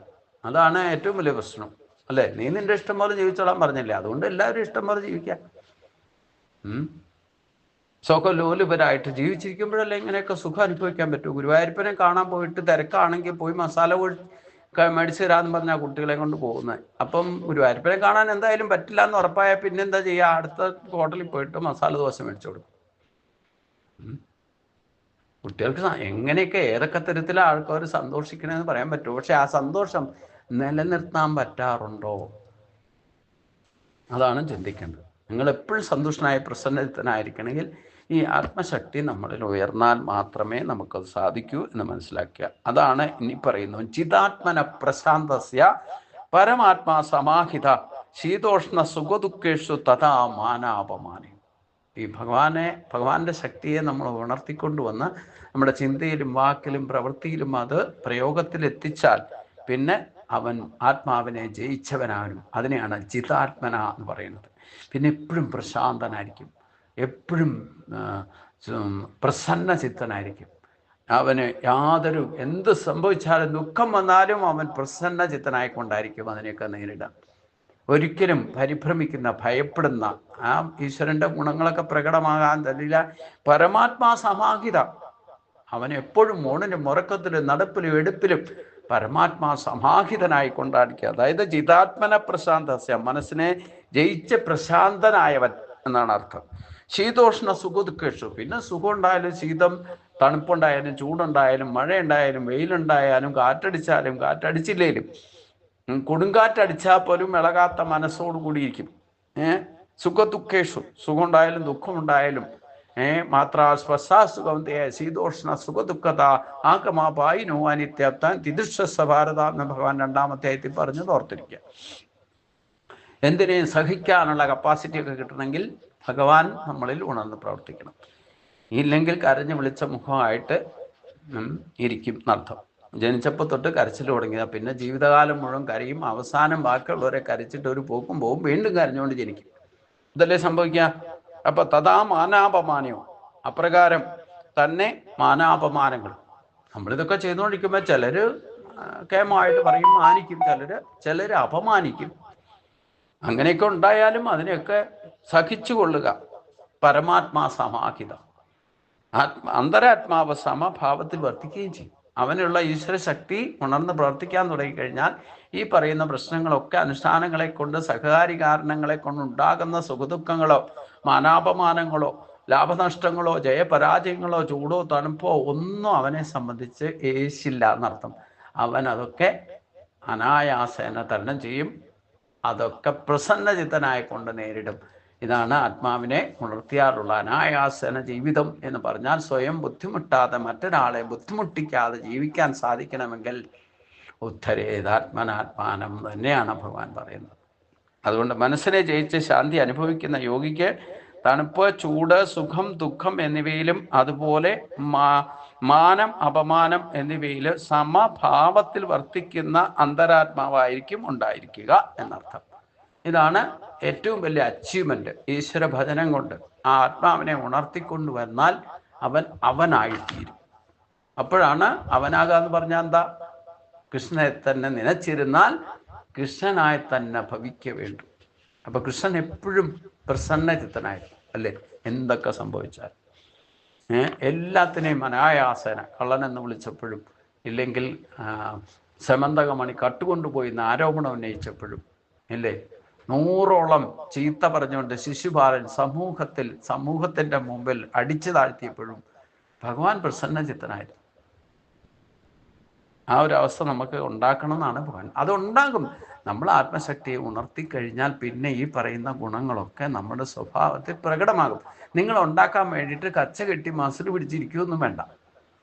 തന്നെ ആ പ്രസന്നതയൊക്കെ തന്നെ വന്നോളും അർത്ഥം. ജ്ഞാന വിജ്ഞാന തൃപ്താച്ഛ കൂടസോ വിജിതേന്ദ്രിയ യുക്തിച്ചതേ യോഗി സമലോഷ്ടാത്മകാഞ്ചന. ജ്ഞാനവിജ്ഞാന തൃപ്താത്മ, ജ്ഞാനം കൊണ്ടും വിശിഷ്ട ജ്ഞാനം കൊണ്ടും എന്ന് പറഞ്ഞാൽ അനുഭവജ്ഞാനം. ഈ പുസ്തകം പഠിച്ചിട്ട് ഇപ്പം ഞാൻ പറയുന്ന കാര്യങ്ങൾ നിങ്ങൾക്ക് അറിവ് കിട്ടിയാൽ അത് വിശിഷ്ട ജ്ഞാനമാക്കി മാറ്റണമെങ്കിൽ നിങ്ങൾ അതിനെ അനുഭവിച്ചറിയണം. അതാണ് വിശേഷ ജ്ഞാനമാകുക. അപ്പം കൂടസ്ഥ വിജിതേന്ദ്രിയ, ഇളക്കമില്ലാത്തവനായി തീരണമെങ്കിൽ ഈ സാക്ഷാത്കാരം നടക്കും. അപ്പം ഇന്ദ്രിയ ജയം നേടാനും അത് സഹായിക്കും. ഇന്ദ്രിയ ജയം നേടിയോ ഇല്ലയോ എന്നറിയെങ്കിൽ അനുഭവിച്ചറിയണ്ടേ. നിങ്ങൾ സഹിക്കാൻ തയ്യാറാണോ ഇല്ലയോ എന്നുള്ളത് ഞാൻ പറയുന്ന കേട്ടാലാവൂ. നിങ്ങൾ സഹിക്കണം. ചൂട് വന്നാലും തണുപ്പ് വന്നാലും AC-യിൽ പോയി ഇരിക്കാതെയൊക്കെ പ്രകൃതിയെ ആശ്രയിച്ചുകൊണ്ട് ജീവിക്കാൻ പഠിക്കണം എന്നർത്ഥം. അപ്പൊ അതിൽ പ്രസന്നത നിങ്ങൾക്കുണ്ടാകുന്നോ ഇല്ലയോ എന്നുള്ളത് നിങ്ങൾ അനുഭവിച്ചറിയുമ്പോഴാണ് വിശേഷ ജ്ഞാനത്തിനുടമയാക്കുക. ഞാനിപ്പോൾ പറയുന്നതോ പുസ്തകത്തിൽ പറയുന്നതോ ജ്ഞാനം മാത്രമാണ്. ആ ജ്ഞാനത്തെ പ്രായോഗിക തലത്തിൽ അനുഭവിച്ചറിയണം. ഈ പറഞ്ഞതൊക്കെ ശരിയാണോ ഇല്ലയോ, നിങ്ങൾക്ക് അങ്ങനെ ഇരിക്കാൻ സാധിക്കുന്നുണ്ടോ ഇല്ലയോ എന്നുള്ളത് നിങ്ങളുടെ അച്ചീവ്മെൻ്റാണ്. അപ്പോഴാണ് നിങ്ങൾക്ക് അത് അനുഭവിച്ചറിയാമെന്ന് പറയുന്നത്. ഈശ്വരനെ ഒരിക്കലും വിശ്വസിക്കാനുള്ളതല്ല, ആത്മാവിനെ ഒരിക്കലും വിശ്വസിക്കാനുള്ളതല്ല. ഈ പറയുന്നതൊക്കെ കേട്ടിട്ട് വിശ്വാസം ഉണ്ടായെന്ന് പറഞ്ഞിട്ട് കാര്യമൊന്നുമില്ല. ഇത്രയൊക്കെ ശക്തിയുണ്ട്, എന്നിലുള്ള ഈശ്വര ശക്തിയാണെന്ന് വിശ്വസിച്ചുകൊണ്ടായില്ല. ആ ശക്തിയെ നമ്മുടെ ചിന്തയിലും വാക്കിലും പ്രവൃത്തിയിലൂടെയും അനുഭവിച്ചറിയണം. അതിനെയാണ് വിശേഷജ്ഞാനം എന്ന് പറയുന്നത്. പിന്നെ നിങ്ങൾ ജിതേന്ദ്രിയനാകണമെങ്കിൽ, ഇളകാതിരിക്കണമെങ്കിൽ, കൂടസ്ഥനാകണമെങ്കിൽ, കൂടസ്ഥ വിജിതേന്ദ്രിയ, ഇളക്കമില്ലാത്തവനാണെങ്കിൽ, പിന്നെ ആര് പറഞ്ഞാലും എന്ത് സംഭവിച്ചാലും ഇളക്കമില്ലാതെ ഇരിക്കുന്ന ആ അവസ്ഥയിലേക്ക് എത്തണം എന്നുണ്ടെങ്കിൽ ഇന്ദ്രിയങ്ങളെ ജയിക്കണമെങ്കിൽ അനുഭവജ്ഞാനത്തിലൂടെ സാധിക്കൂ.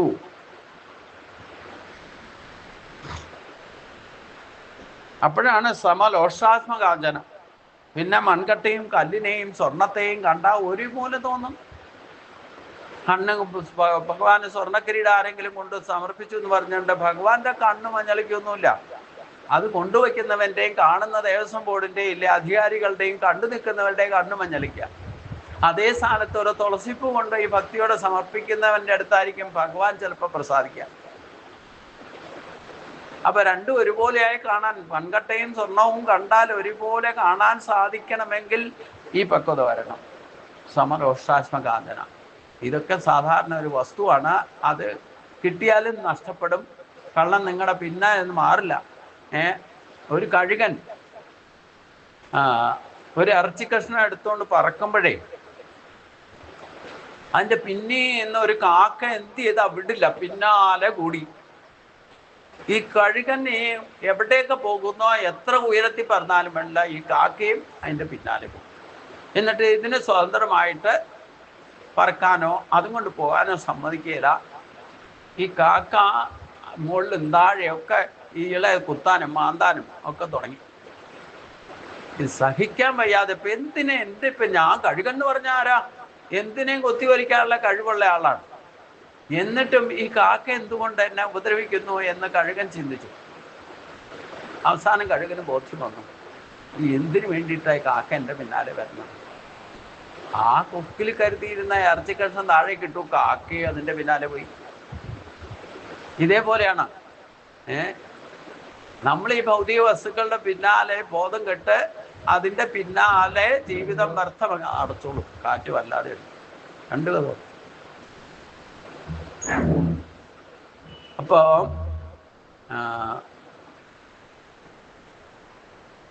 അപ്പൊ കഴുകൻ സ്വതന്ത്രമായിട്ട് പോയി, ഈ ഇറച്ചിക്കണ്ണൻ താഴേക്ക് ഇട്ടു, കാക്ക എൻ്റെ പിന്നാലെ പോയി എന്ന് പറഞ്ഞ പോലെയാ നമ്മൾ ഭൗതിക വസ്തുക്കളുടെ പിന്നാലെ ആരുടെയൊക്കെ എന്തൊക്കെ ഇച്ഛിക്കുന്നു അതിൻ്റെ പിന്നാലെ പരക്കം പായും.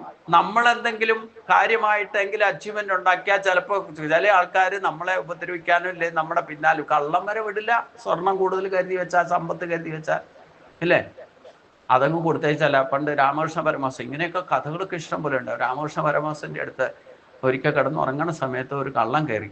എന്നിട്ട് അദ്ദേഹത്തിൻ്റെ കയ്യിലുള്ളതൊക്കെ വാരിയെടുത്ത്, ഇത് ഇദ്ദേഹം അറിയുന്നുണ്ട്, കള്ളം വന്നിട്ട് എല്ലാം വാരിക്കൂട്ടി എടുക്കുന്നു, ഭാണ്ഡം കെട്ടി പുറത്തേക്ക് ഓടി. പിന്നെ കൂടെ കയറി വന്ന് എന്നിട്ട് രാമകൃഷ്ണ പരമഹംസൻ ഈ കള്ളൻ്റെ പിന്നാലെ ഓടി. കള്ളം വിചാരിച്ചു ഇദ്ദേഹം എന്നെ പിടിക്കാൻ വരിക, ഞാൻ കട്ടതൊക്കെ ഇദ്ദേഹം മനസ്സിലാക്കിയിരിക്കുന്നു, അതുകൊണ്ട് എന്നെ പിടിക്കാൻ വരിക എന്ന് പറഞ്ഞാൽ ഭയങ്കര സ്പീഡിൽ കള്ളനോടി. അതിൻ്റെ ഇരട്ടി സ്പീഡിൽ രാമകൃഷ്ണ പരമഹംസനും ഓടി. എന്നിട്ട് അവസാനം കള്ളൻ പോയി ഒരു സ്ഥലത്ത് വീണു, അവനെ പിടിച്ചു. പിടിച്ചിട്ട് രാമകൃഷ്ണ പരമഹംസൻ എന്താ പറഞ്ഞതെന്നറിയോ? നീ എല്ലാം വാരിയെടുത്തു, ഒരു സാധനം എടുക്കാൻ മറന്നു, അത് കൊണ്ടുതരാൻ വേണ്ടിയിട്ട് ഞാൻ പിന്നാലെ വന്നു. നോക്കിക്കോളൂ, ഇങ്ങനെയാ പരമഹംസൻ എന്ന് പറയുന്നത്. അതുകൊണ്ടാണ് രാമകൃഷ്ണ പരമഹംസൻ. അപ്പം ഈ കള്ളൻ്റെ പിന്നാലെ ഓടിയിട്ട് എന്തിനു വേണ്ടിയിട്ടാ? അത് കള്ളന് മനസ്സിലായില്ല, പേടിച്ചിട്ട് ഓടി. ഇയാളും വിട്ടില്ല, പിന്നാലെ ഓടി.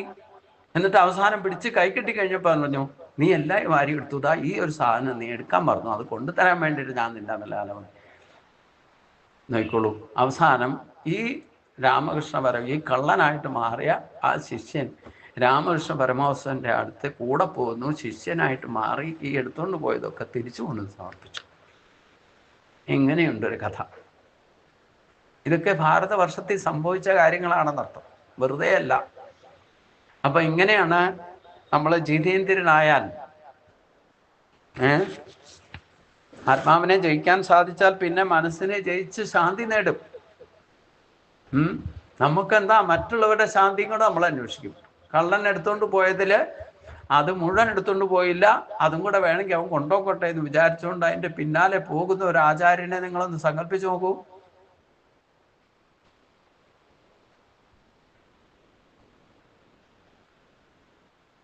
അത് അങ്ങനെ ചെയ്യുന്നതിൽ ഈ കഷ്ടപ്പാട് ശരീരത്തിൻ്റെ, ഇവന് പേടിച്ചിട്ട് ഓടി, ഇത് കൊണ്ടു കൊടുക്കാൻ വേണ്ടിയിട്ട് ഓടി. രണ്ടുപേർക്കും ശരീരത്തിൻ്റെ അധ്വാനം ഒന്ന് തന്നെയാണ് സംഭവിച്ചത്, അല്ലേ? യഥാർത്ഥത്തിൽ ആർക്കാ ശാന്തി കിട്ടിയത്? രണ്ടുപേർക്കും ശാന്തി കിട്ടി. രണ്ടുപേരും രണ്ടും ലക്ഷ്യം കൊണ്ടാണ് ഓടിയത്. പക്ഷേ കിട്ടിയപ്പോഴോ പരമമായത് എന്താണെന്ന് മനസ്സിലാക്കാൻ ഒരു ക്ലിക്ക് മതി. അതുകൊണ്ട് രണ്ടുപേർക്കും ശാന്തി കിട്ടി. ഇവൻ എടുക്കാൻ മറന്നു, കൊണ്ടു കൊടുക്കാൻ സാധിച്ചു. അത് കൊണ്ടു കൊടുത്തപ്പോൾ അങ്ങനെ ഒരു വിശാല മനസ്സ് കാണിച്ച ആ പരമഗുരുവായിട്ട് സ്വീകരിക്കേണ്ടി വന്നു കള്ളനും, അല്ലേ? ഇങ്ങനെ എത്രയെത്ര കഥകൾ. അപ്പം മനസ്സിനെ ജയിക്കണമെങ്കിൽ ഒരു ക്ലിക്ക് മതി എന്നർത്ഥം. അതുകൊണ്ട് അത് സംഭവിച്ചാൽ പിന്നെ ഒരിക്കലും ഭൗതിക ബന്ധനത്തിൽ പോയി പെടില്ല. അങ്ങനെയൊക്കെ അങ്ങനെ അനുഭവത്തിൽ നിന്ന് പഠിക്കണം, എന്നാലേ നമ്മൾ നേരെയാവും.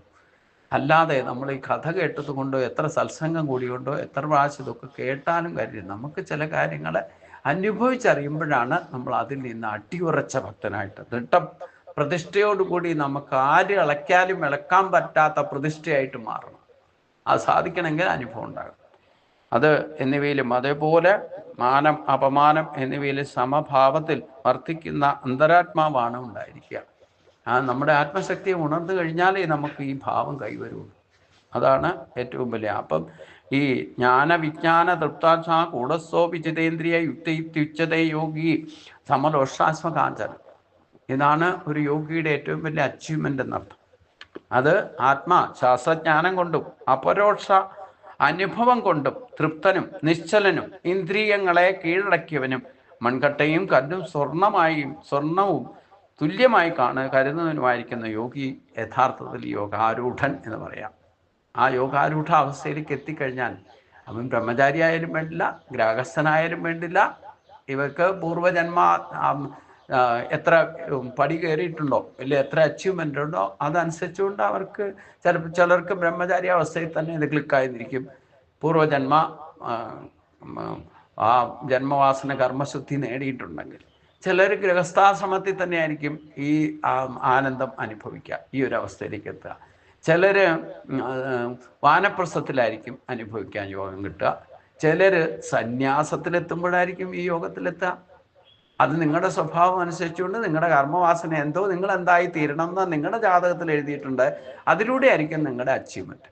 അല്ലാതെ ഒരാളൊന്നായി എന്ന് പറഞ്ഞുകൊണ്ട് അതേ തന്നെ പാത പിന്തുടരുന്നു ഓർത്തുകൊണ്ട് നിങ്ങൾ ശിഷ്യനായിട്ട് നടന്നാലും ചിലപ്പോൾ അതായി തീരണം എന്ന് നിർബന്ധമൊന്നുമില്ല. നിങ്ങൾക്ക് എന്താണോ ആകേണ്ടത് അത് നിങ്ങളായി തീരും. അതുകൊണ്ട് അതിന് ആ ഒരു പാതയിലേക്ക് പ്രവേശിക്കാൻ ഞാൻ പറഞ്ഞല്ലോ, ഏത് ബ്രഹ്മചാരി എന്ന് പറഞ്ഞാൽ തന്നെ അർത്ഥം എന്താ? ബ്രഹ്മത്തെ ലക്ഷ്യമാക്കിക്കൊണ്ട് ആചാരാനുഷ്ഠാനങ്ങളെ ചെയ്യുന്നവനെയാണ് ബ്രഹ്മചാരി എന്ന് പറയുക. എല്ലാവരുടെയും ലക്ഷ്യം ബ്രഹ്മമാണെങ്കിൽ നിങ്ങൾ ഏത് മാർഗം സ്വീകരിച്ചാലും, ഏത് ആചാരാനുഷ്ഠാനങ്ങൾ, ഗ്രഹസ്ഥനായാലും വേണ്ടില്ല, വാനപ്രസ്ഥനായാലും വേണ്ടില്ല, സന്യാസി ആയാലും വേണ്ടില്ല, നിങ്ങൾ ബ്രഹ്മത്തെ പ്രാപിക്കുക എന്നുള്ള ലക്ഷ്യം, നിങ്ങൾ ഏത് മാർഗം സ്വീകരിച്ചോളൂ. യഥായിച്ച തഥാ ഗുരു എന്ന് പറഞ്ഞതിൻ്റെ ഉദ്ദേശം അതാണ്. പക്ഷെ നിങ്ങളുടെ സ്വഭാവം അനുസരിച്ചുള്ള മാർഗമേ നിങ്ങൾക്ക് സൂട്ടാവുള്ളൂ എന്ന് മനസ്സിലാക്കണം. നിങ്ങൾക്കൊരസുഖം വന്നു കഴിഞ്ഞാൽ ഈ ഒരാൾ കഴിച്ച മരുന്ന് തന്നെ കഴിച്ചാൽ നിങ്ങളുടെ അസുഖം മാറിക്കൊള്ളും നിർബന്ധമൊന്നുമില്ല. നിങ്ങൾക്ക് ശരീരത്തെ പ്രകൃതി അനുസരിച്ചുകൊണ്ട് നിങ്ങൾ ഏത് മരുന്നാണോ കഴിച്ചാലാണ് അസുഖം മാറുക എന്നുള്ളത് നിങ്ങളുടെ ശരീര സംബന്ധമാണ്. നിങ്ങളുടെ സ്വഭാവം പ്രധാന വാസനാബലോതെ അതൊക്കെ അനുസരിച്ചുകൊണ്ടാണ്.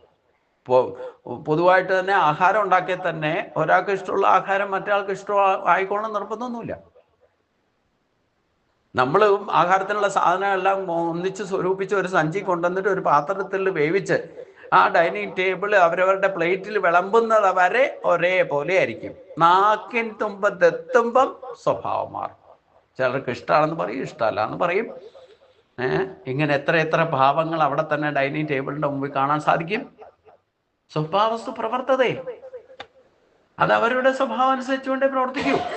ഇതേപോലെ ഈശ്വരപ്രാപ്തിയിലേക്ക് തിരിയുമ്പോഴും അവരവരുടെ സ്വഭാവം അനുസരിച്ചുകൊണ്ടാണ് നിങ്ങൾക്ക് അച്ചീവ്മെന്റ് ഉണ്ടാക്കുക. നിങ്ങൾക്ക് ഏത് റൂട്ടാണോ നല്ലതെന്ന് നിങ്ങൾ സെലക്ട് ചെയ്യുക. എനിക്ക് പറ്റിയ റൂട്ട് ഞാൻ സെലക്ട് ചെയ്യും. അതനുസരിച്ചുകൊണ്ട് എല്ലാവരുടെയും ലക്ഷ്യം ഈശ്വരപ്രാപ്തിയാണെങ്കിൽ ഏത് മാർഗം സ്വീകരിച്ചോളൂ. ഈ മനുഷ്യ ജന്മത്തിലാണ് ഈ സ്വാതന്ത്ര്യം കിട്ടുക. ബാക്കി ജീവിതാലങ്ങളൊക്കെ ആയിട്ട് ജനിക്കുന്നത് അതായിട്ട് തന്നെ നിൽക്കണം, അതിനപ്പുറത്തേക്ക് പോകാൻ പറ്റില്ല. പിന്നെ അതിൽ നിന്നുള്ള ഓട്ടോമാറ്റിക് പ്രകൃതിയുള്ള പരിണാമങ്ങൾക്ക് വിധേയമായിട്ടുള്ള മനുഷ്യജന്മത്തിലേക്ക് എത്താം. മനുഷ്യജന്മം കിട്ടുമ്പോഴാണ് ഈ ഓപ്ഷൻസ് തുറന്നു കിട്ടുക. അപ്പൊ അതുകൊണ്ടാണ് മനുഷ്യജന്മത്തിന്റെ പ്രാധാന്യം. അപ്പൊ അതുകൊണ്ട് ഇന്ദ്രിയങ്ങളെ കീഴടക്കനും മൺകട്ടയും കല്ലും സ്വർണവും തുല്യമായി കരുതുന്നവനുമായ യോഗി യോഗാരൂഢനായി.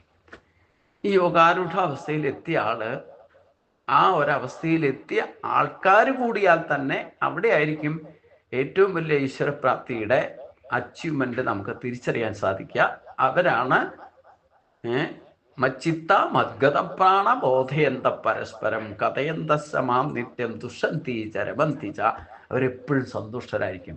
ഈശ്വര കാര്യങ്ങൾ തമ്മിൽ സംസാരിക്കുകയും ബോധവൽക്കരിക്കുന്നു. ബോധതലത്തിൽ നിന്നുകൊണ്ട് എന്ത് കിട്ടിയാലും കിട്ടിയില്ലെങ്കിലും അവരെപ്പോഴും സന്തുഷ്ടരായിരിക്കുന്നു. അതാണ് യോഗാരൂഢ അവസ്ഥയിലേക്ക് എത്താനാണ് ഭഗവാൻ പറയുന്നത്. അതിനും വലിയ അധ്വാനമൊന്നുമില്ല. അവനവനിലുള്ള ഈശ്വര ശക്തിയെ ഉയർത്തിക്കൊണ്ടുവരും. അതിനെ ഉയർത്തിയിട്ട് അത് ഉപയോഗിച്ചുകൊണ്ട് ചിന്തിക്കൂ, അത് ഉപയോഗിച്ചുകൊണ്ട് പറയൂ, അതനുസരിച്ചുകൊണ്ട് പ്രവർത്തിക്കൂ. നിങ്ങൾ യോഗാരൂഢനാണ്. ഈ ഒരു അവസ്ഥയിൽ എത്തിയാൽ മാത്രമേ യോഗാരൂഢനാകൂ. പിന്നെ സുഹൃത് മിത്രാർ ഉദാസീനോ മധ്യക്ഷേതേഷു ബന്ധുഷു സാധുഷമഭിപാപേഷു സമബുദ്ധിർ വിശിഷ്യതേ. പിന്നെ സുഹൃത് മിത്രാർ ഉദാസീന, സുഹൃത്ത് മിത്രം ശത്രു ഉദാസീനൻ പറഞ്ഞാൽ മധ്യക്ഷേതേഷു ബന്ധുഷു. സീനൻ മധ്യസ്ഥൻ, ഉദാസീനൻ മധ്യസ്ഥൻ, തേഷൻ ബന്ധുഷു ഇവരിലും, സാധുഷം അഭിപാപേഷു സജ്ജനങ്ങളിലും പാപികളിലും, സമബുദ്ധി വിശിഷ്യതേ സമബുദ്ധിയുള്ളവൻ വിശിഷ്ടനാകും. അർത്ഥാൽ സുഹൃത്ത്, മിത്രം, ശത്രു, ഉദാസീനൻ, മധ്യസ്ഥൻ, ദേഷ്യത്തിന് അഥവാ വെറുപ്പിന് വിധേയൻ, ബന്ധു എന്നിവരിലും പുണ്യവാന്മാരിലും പാപികളിലും സമബുദ്ധിയുള്ളവൻ വിശിഷ്ടനാകും.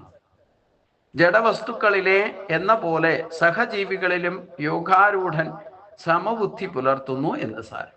പിന്നെ അവന് ശത്രുവും മിത്രവും ഇല്ല, ബന്ധു അല്ലാത്തവനുമില്ല, മിത്രവും ശത്രുവുമില്ല, ഗുണവും ദോഷവുമില്ല, ലാഭവും നഷ്ടവുമില്ല.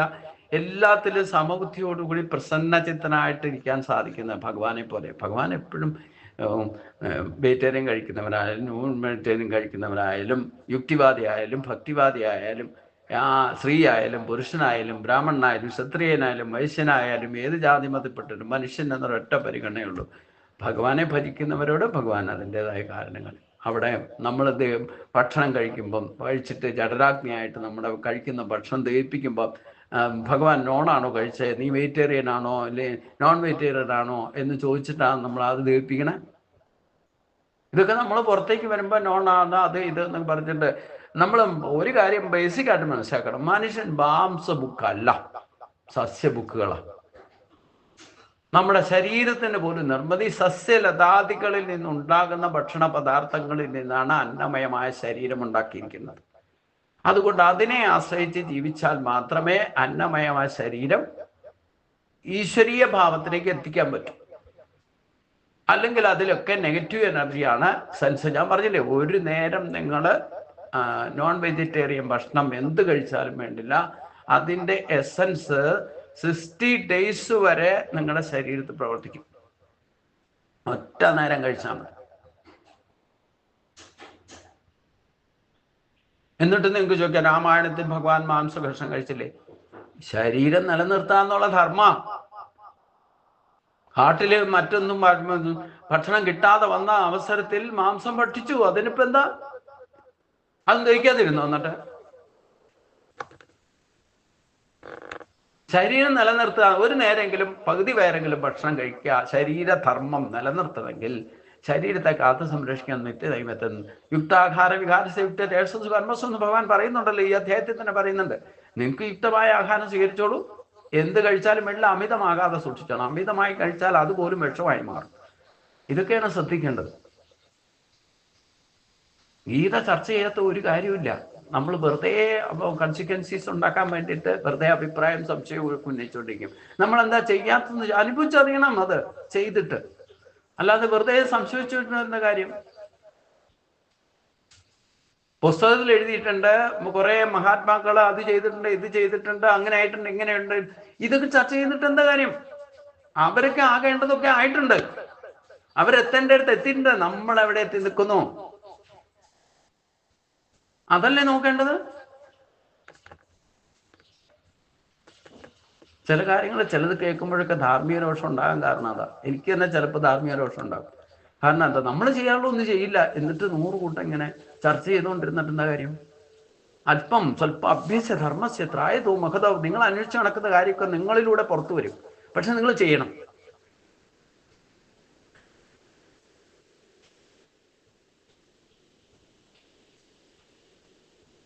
പിന്നെന്താ ഒരു ന്യായീകരണം പറയുന്നത്? ഈ പ്രാരബ്ധത്തിനിടയ്ക്ക് അങ്ങ് പറയുന്ന പോലെ എങ്ങനെ ചെയ്യാം, ഇതൊക്കെ എങ്ങനെ സാധിക്കാം? നിങ്ങൾക്ക് എന്ന് വരെ ചെയ്യാൻ സാധിക്കുന്നില്ല, അന്ന് വരെ നിങ്ങൾ എത്തില്ല, അവിടെ ഒന്നും എത്തേണ്ടടുത്ത് എത്തില്ല. പ്രാരാബ്ധം ഉണ്ടാക്കി വെച്ചത് നമ്മൾ തന്നെയല്ലേ. അപ്പൊ അത് തീർക്കണം. തീർത്തു കഴിയുമ്പോ എന്നാ ആകുന്ന പറ്റിയെന്ന് വെച്ചാൽ ഭഗവാൻ ഒരു പ്രീ കണ്ടീഷൻ ഒന്നും വെച്ചിട്ടില്ലോ. നീ ഇന്ന ജന്മത്തിൽ ഈ ജന്മത്തിൽ തന്നെ ആയിക്കോളണം എന്നൊന്നും പോകാൻ പറഞ്ഞു. നീ ഈ ജന്മത്തിൽ സന്യാസമാകും. നിങ്ങളുടെ ജാതകം എടുത്ത് നോക്കുള്ളൂ, നിങ്ങൾക്ക് സന്യാസയോഗം ഉണ്ടോ ഇല്ലയോ എന്നുള്ളത്. പണ്ടുള്ളവര് മഠത്തിൽ ചേരണമെന്ന് പറഞ്ഞ് ചെന്ന് കഴിഞ്ഞാൽ ആദ്യം ജാതകം കൊണ്ടുവരാൻ പറയും. ജാതകം നോക്കിയിട്ട് പരിവ്രാജക യോഗം ഉണ്ടോ എന്ന് നോക്കിയിട്ടേ സന്യാസ ദീക്ഷ തന്നെ കൊടുക്കുള്ളൂ. ഇപ്പൊ സന്യാസിക്ക് ആളെ ഇല്ലാത്തതുകൊണ്ട് ആര് എന്നാലും എടുക്കും ചിലപ്പോൾ. കാരണം പിൻഗാമികൾ ഇല്ലാതെ ആയിക്കൊണ്ട് ആത്മശ്രമങ്ങൾ പലതും അധർമ്മ നടക്കുന്നത്. ആരെങ്കിലും കിട്ടിയാൽ മതി, ആ പോസ്റ്റിൽ ഇരുത്തിയാൽ മതി, ബാക്കിയൊക്കെ ഭരണം നാട്ടുകാർ നടത്തിക്കൊള്ളു.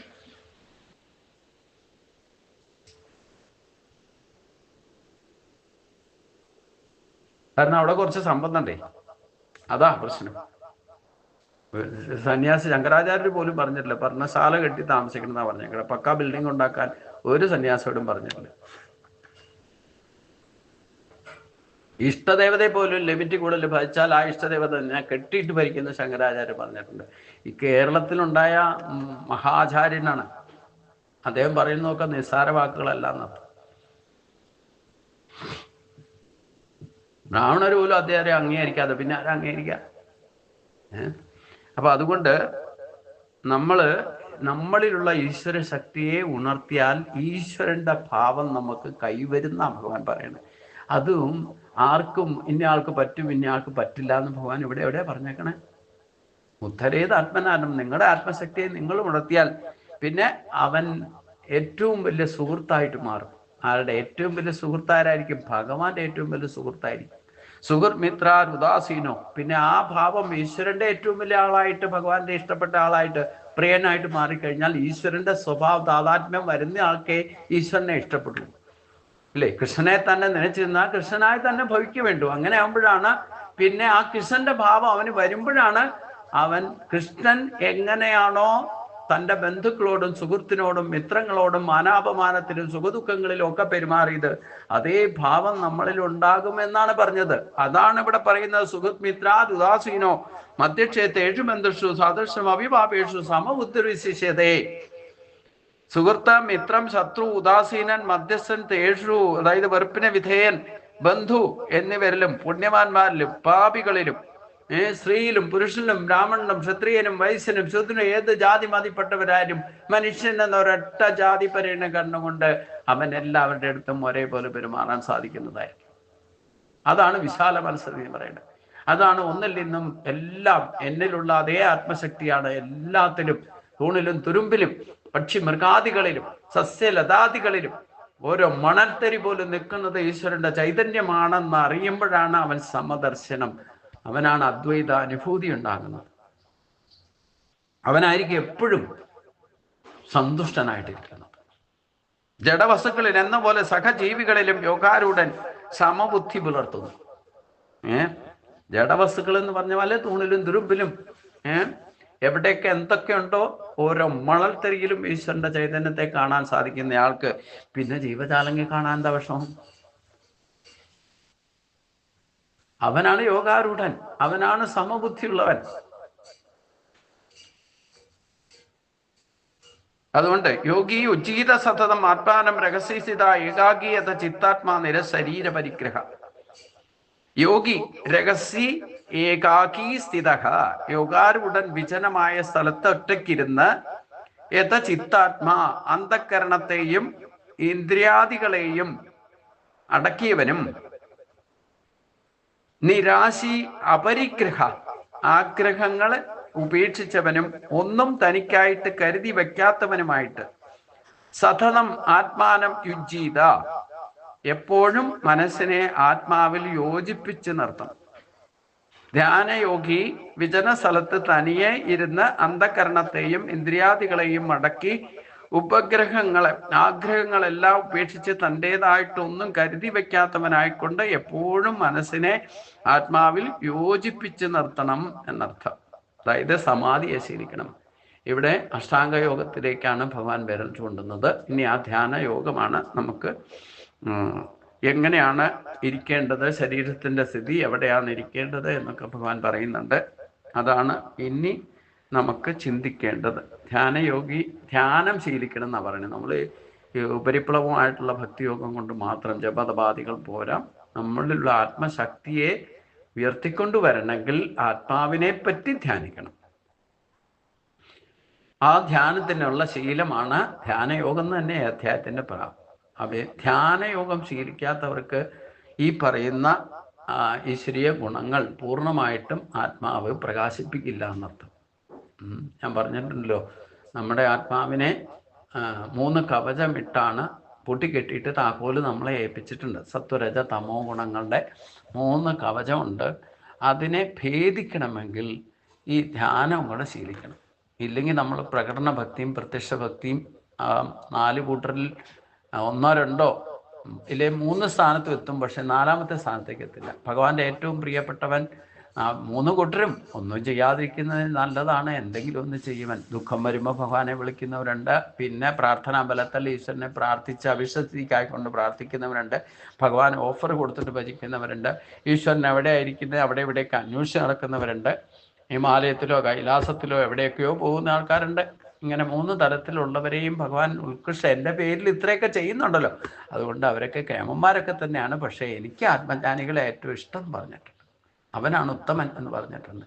അതുകൊണ്ട് ആത്മജ്ഞാന തലത്തിലേക്ക് എത്തണം എന്നുണ്ടെങ്കിൽ ഈ ഓട്ടം ചാട്ടമൊക്കെ നിർത്തിയിട്ട്, അഥവാ ഇതിനിടയ്ക്ക് ഈ ഓട്ടം ചാട്ടമൊക്കെ നടക്കുന്നതിനിടയ്ക്ക് കുറച്ച് സമയം, ഒരു 10-15 മിനിറ്റെങ്കിലും ഭഗവാനെ വിചാരിച്ച് അതിനു വേണ്ടി തന്നെ കുറച്ച് സമയം ഇരിക്കണം. അതാണ് ധ്യാനയോഗം ശീലിക്കണം എന്ന് പറയുന്നത്. ഇല്ലെങ്കിൽ നിങ്ങൾക്ക് ആത്മാവിനെ തൻ്റെ ഉള്ളിൽ തന്നെ സാക്ഷാത്കരിക്കാൻ സാധിക്കില്ല. ആ സാക്ഷിഭാവത്തെ നമ്മൾ വെറുതെ ഇരുന്നാൽ മതി. പിന്നെ ധ്യാനമൊക്കെ നിങ്ങൾക്ക് തന്നെ വന്നോളൂ. നിങ്ങൾക്ക് ഈ അഭ്യാസവും യോഗാഭ്യാസവും ഒന്നും ചെയ്യാൻ പറ്റില്ല എന്നുണ്ടെങ്കിലും മൗനിയായിട്ട് കണ്ണടച്ചിട്ട് ഭ്രൂമധ്യത്തിൽ മാത്രം ശ്രദ്ധിച്ചുകൊണ്ട് ശ്വാസഗതിയെ മാത്രം വന്നു. അതൊരു ഫോഴ്സ് വേണ്ട. ശരീരത്തിൻ്റെ മുഖത്തെ ഒരു മസിൽസും ടൈറ്റ് ചെയ്യരുത്. സ്വസ്ഥമായിട്ട് ഇരുന്നു കൊണ്ട് സാക്ഷിഭാവത്തിൽ ശ്വാസഗതിയെ വീക്ഷിച്ചാൽ മതി. നിങ്ങൾ ഈ ധ്യാനയോഗം കുറേശ്ശെ ആയിട്ട് നിങ്ങൾക്ക് കരസ്ഥമാക്കാൻ സാധിക്കും. ഇത് ഏറ്റവും ലളിതമായ അനുഷ്ഠാനമാണ്. ഇനി അത് പ്രാക്ടീസൊക്കെ ചെയ്താൽ നല്ലത്. അപ്പോൾ പെട്ടെന്ന് കുറച്ചുകൂടെ അപ്ഗ്രേഡേഷൻ കിട്ടുന്നർത്ഥം. പലരും ഇതൊക്കെ ശീലിച്ചിട്ട് യോഗയൊക്കെ പഠിച്ചാലും വേണ്ടില്ല, ഇതൊക്കെ 6 മാസം കഴിഞ്ഞ് കഴിയുമ്പോൾ പിന്നെ അതൊക്കെ വിട്ടിട്ട് നടക്കുന്നവർക്ക് ഈ അച്ചീവ്മെൻ്റ് ഒന്നും ഉണ്ടാവില്ല. നിത്യനൈമിത്യ കർമ്മങ്ങളിൽ ഇത് ചെയ്യണം. നമ്മൾ ഓരോ സഹസ്രനാമം ജപിക്കുമ്പോഴും നാമം ജപിക്കുമ്പോഴും ധ്യാന ശ്ലോകമൊക്കെ ചൊല്ലുന്നില്ലേ? ഈ ധ്യാന ശ്ലോകം എന്തിനാ ചൊല്ലുന്നത്? ആ സമയം ശാന്താകാരം ഭുജഗശയനം പത്മനാഭം സുരേശം വിശ്വാധാരം ഗഗന സദൃശം മേഘവർണം ശുഭാംഗം ലക്ഷ്മീകാന്തം കമലനെ, ആ ശ്ലോകത്തിൽ എന്ത് പറയുന്നോ ആ രൂപം മനസ്സിൽ ക്രിയേറ്റ് ചെയ്യണം. അതാണ് ധ്യാനം. ധ്യാനം എന്ന് പറഞ്ഞാൽ എന്താ? ഒരേ വിഷയത്തെ പറ്റി വ്യതിചലിക്കാതെ ധാരമുറിയാതെ ഒഴുകുന്ന എണ്ണ പോലെ ചിന്തിക്കണം. ആ ചിന്ത ഉറച്ചാലോ നിങ്ങൾ എന്താണോ എന്തിനെ പറ്റിയാണോ ചിന്തിക്കുന്നത് അത് നിങ്ങൾക്ക് മനക്കണ്ണിൽ കാണാൻ സാധിക്കും. അതിന് ഉപാധി സ്വീകരിച്ചോളൂ. അതാണ് അഷ്ടാംഗയോഗത്തിലേക്കാണ് നമ്മൾ ഇനി കടക്കുന്നത്. അത് തുടങ്ങിയാൽ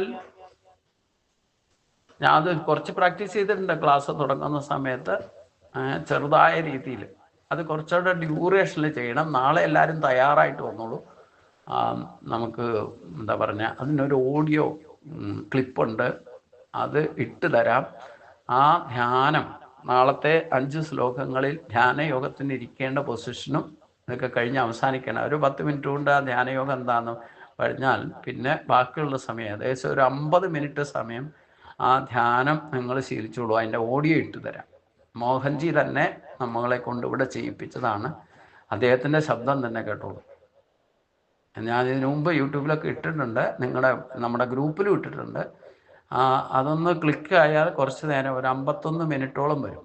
സൈലൻ്റായിട്ട് കേൾക്കുക, വെറുതെ കേൾക്കുക, വെറുതെ കണ്ണടച്ചിരിക്കുക, ബലം പിടിക്കൊന്നും വേണ്ട, തന്നെ നിങ്ങൾക്ക് അതിൻ്റെ എഫക്റ്റ് കൈ കിട്ടും. ആ പോസിറ്റീവ് എനർജി എന്താണെന്നുള്ളത് അറിയാൻ പറ്റും. ഇന്നിപ്പോൾ സമയമില്ല, ഇന്നിപ്പം 12 മണിയാകുന്നു. അപ്പം അടുത്ത ദിവസം അതിന് രാവിലെ തന്നെ ആദ്യം തന്നെ ഇടാം. അത് കഴിഞ്ഞിട്ട് മതി അടുത്ത 5 ശ്ലോകം ചർച്ച ചെയ്യാം നമുക്ക്. അപ്പം അതാണ് ഉദ്ദേശിക്കുന്നത്. ഇന്നത്തെ 5 ശ്ലോകങ്ങൾ നമ്മൾ കവർ ചെയ്ത് കഴിഞ്ഞു. അപ്പം ഈ ധ്യാനയോഗം നമുക്ക് വിജനമായ സ്ഥലത്ത്, വലിയ തിരക്കൊന്നും ഇല്ലാത്ത സ്ഥലത്തായിരിക്കും തിരഞ്ഞെടുക്കുന്നത്. അത് പരിശുദ്ധമായിരിക്കണം. പിന്നെ യാതൊരു വിധ ഡിസ്റ്റർബൻസും ഉണ്ടാകാതിരിക്കണം. അതായത് ഭൗതികമായ യാതൊരു ഡിസ്റ്റർബൻസും നമ്മൾ ഉണ്ടാക്കരുത്. പിന്നെ എന്താ പറഞ്ഞേ, ആഗ്രഹങ്ങളെല്ലാം ഉപേക്ഷിച്ചിട്ട് തൻ്റേതായിട്ടൊന്നും കരുതിയും വെക്കരുത്. കരുതി വെച്ചാൽ എന്താ, ഇടയ്ക്കിടയ്ക്ക് അത് അവിടെ ഉണ്ടോയെന്ന് ശ്രദ്ധിക്കാൻ പോകും, മനസ്സങ്ങോട്ട് പോകും ചിലപ്പോൾ. അപ്പം ഒരു ബാഗോ ഇല്ലെങ്കിൽ എന്തെങ്കിലും പണം സൂക്ഷിക്കുന്ന പേഴ്സോ ഇല്ല അങ്ങനെയുള്ള എന്തെങ്കിലും സാധനം നിങ്ങൾ അടുത്ത് വെച്ചിട്ടുണ്ടെങ്കിൽ, അത് കരുതി വെച്ചിട്ടുണ്ടെങ്കിൽ എന്താ കുഴപ്പമെന്ന് വെച്ച് കഴിഞ്ഞാൽ മനസ്സ് ചിലപ്പം അതവിടെ ഉണ്ടോയെന്ന് നോക്കാനുള്ള ടെൻഡൻസി ഉണ്ടാകും. അപ്പോൾ അതുകൊണ്ടാണ് ഒന്നും കരുതി വെക്കരുത്, തൻ്റേതായിട്ടൊന്നും കരുതി വെക്കരുതെന്ന് പറഞ്ഞതിൻ്റെ കാര്യത. അപ്പം ഇതിൽ മാത്രം അന്ധകരണം ഉറക്കണം. അപ്പോൾ മനസ്സും ബുദ്ധിയും അഹങ്കാരവും കൂടെ ചേർന്നതാണ് അഹംബോധം, ആത്മാവും കൂടെ ചേർന്നതാണ് അന്ധകരണം എന്ന് പറയുന്നത്. അതിന് ശരീരത്തെ, ഇന്ദ്രിയങ്ങളെ അടക്കുക, മനസ്സിനെ ഏകാഗ്രമാക്കുക, കണ്ണുകൾ അടച്ചിരിക്കുക, ഭ്രൂമധ്യത്തെ മാത്രം ശ്രദ്ധിക്കുക. അതിന് ബാക്കി നമുക്ക് ശുദ്ധിയല്ലാത്ത സ്ഥലത്താണെങ്കിൽ അതനുസരിച്ചുകൊണ്ട് നമുക്ക് മനസ്സ് ഈ ഗന്ധമൊക്കെ വരുമോ ഇല്ലേ അങ്ങനെ എന്തെങ്കിലും ഉണ്ടെങ്കിൽ ആ ഡിസ്റ്റർബൻസ് ഉണ്ടാകും. പുറത്ത് എന്തെങ്കിലും ശബ്ദം കേൾക്കുക, മലിനീകരിക്കപ്പെടുന്ന ശബ്ദം കേൾക്കുക, ഇങ്ങനെയുള്ള പ്രശ്നം. അതുകൊണ്ടാണ് വിജന സ്ഥലത്തായിരിക്കണം, മറ്റാരും കയറി വരാത്ത സ്ഥലം. പിന്നെ പ്രകൃതി രമണീയമായിരിക്കുന്ന, പ്രകൃതിദത്തമായിട്ട് തന്നെ ശാന്തസുന്ദരമായിരിക്കുന്ന ഒരു സ്ഥലമായിരിക്കണം തിരഞ്ഞെടുക്കുന്നത്. ഒന്നുമില്ലേലും ഞാൻ പറയുന്നത്, നിങ്ങൾ ഒറ്റയ്ക്ക് താമസിക്കുന്നുണ്ട്, മിക്കവാറും എല്ലാവരും ഒറ്റയ്ക്കായിരിക്കും. അവനവൻ്റെ ബെഡിൽ ഇരുന്നുകൊണ്ട് തന്നെ ഇത് ശീലിക്കുക. അതിന് പ്രത്യേകം ഇനി നാളെ സ്നാനം ശീലിക്കണമെങ്കിൽ അതിന് വേണ്ടിയിട്ട് വിജനമായ സ്ഥലമൊന്നും അന്വേഷിച്ച് പുറത്തേക്ക് പോകാൻ വേണ്ട. ഇപ്പം ഭയങ്കര മഴയും കൂടെ. നിങ്ങൾ ഇരിക്കുന്ന സ്ഥലം പരിശുദ്ധമാക്കിയിട്ട് അവിടെ ഡിസ്റ്റർബൻസ് ഒന്നും ഇല്ലാതെ ഇരിക്കുക എന്നർത്ഥം. നിങ്ങൾ കിടക്കുന്നിടത്ത് ഇനി ഇരിക്കാൻ പറ്റാത്തവർ കിടന്നുകൊണ്ട് മനസ്സിനെ ഏകീകരിക്കാം. മനസ്സിലായില്ലേ? ശരീരം കൊണ്ട് വയ്യാത്ത ആള് ഇപ്പം എഴുന്നേറ്റ് എനിക്ക് ഇത്ര നേരം ഇരിക്കാൻ പറ്റില്ല, 1 മണിക്കൂറൊക്കെ ഇരിക്കുന്ന, ഞാൻ അതിന് മുമ്പ് പറഞ്ഞിട്ട് അഷ്ടാംഗയോഗത്തിൽ 3 മണിക്കൂർ ഇരിക്കാൻ പഠിക്കണം. അത് എന്താ അഷ്ടാംഗയോഗം? ഒന്നാമത്തെ യോഗം എന്ന് പറയുന്നത് നമ്മൾ ഈ ഈശ്വരൻ നിശ്ചയിച്ചിട്ടുള്ള യമനിയമങ്ങളുണ്ട്, അത് പാലിക്കുന്നവനായിരിക്കണം. ആദ്യത്തെ സ്റ്റെപ്പ് യമനിയമങ്ങൾ പാലിക്കുക. അത് യോഗാശാസ്ത്രം പഠിച്ചാലാണ് അത് ഒന്നൊന്നായിട്ട്. യമത്തിനും 10 നിയമങ്ങളുണ്ട്, സബ്ബായിട്ട് നിയമത്തിനുമുണ്ട്. യമത്തിനും 10 നിയമങ്ങളുണ്ട്, അതേപോലെ നിയമത്തിനും 10 നിയമങ്ങളുണ്ട്. ഇത് രണ്ടും, അതായത് സ്വഭാവ ശുദ്ധീകരണമാണ് ഉദ്ദേശ ലക്ഷ്യം എന്നർത്ഥം.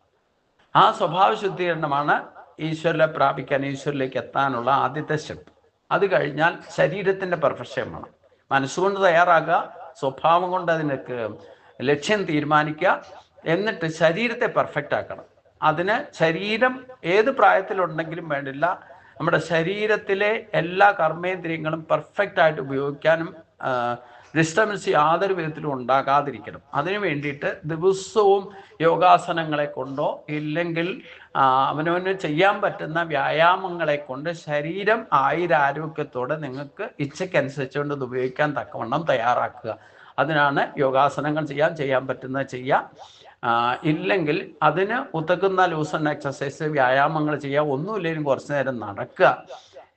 അപ്പം ശരീരത്തിൻ്റെ എല്ലാ ജോയിൻസും പെർഫെക്റ്റ് ആയിട്ട് പ്രവർത്തിക്കണം. അതായത് നമ്മൾ ധ്യാനത്തിലിരിക്കുമ്പോൾ ശരീരത്തിൻ്റെ ഏതെങ്കിലും ഭാഗത്ത് ഒരു വേദനയോ ഡിസ്റ്റർബൻസോ ഉണ്ടായാൽ നിങ്ങൾക്ക് ധ്യാനത്തിന് ഡിസ്റ്റർബൻസ് ഉണ്ടാകും. അതുകൊണ്ട് ശരീരം പെർഫെക്റ്റ് ആയിരിക്കണം. അതാണ് രണ്ടാമത്തെ സ്റ്റെപ്പ്. അതിന് വേണ്ടിയിട്ട് എന്ത് ചെയ്യണോ അത് 1 ദിവസം കൊണ്ടോ 2 ദിവസം കൊണ്ടോ ചിലപ്പോൾ സാധിക്കില്ല. അത് നിത്യയുക്തമായിട്ട് ചെയ്യണം. അപ്പോഴാണ് ഞാൻ ദിവസവും 6 സൂര്യനമസ്കാരമെങ്കിലും ചെയ്യും.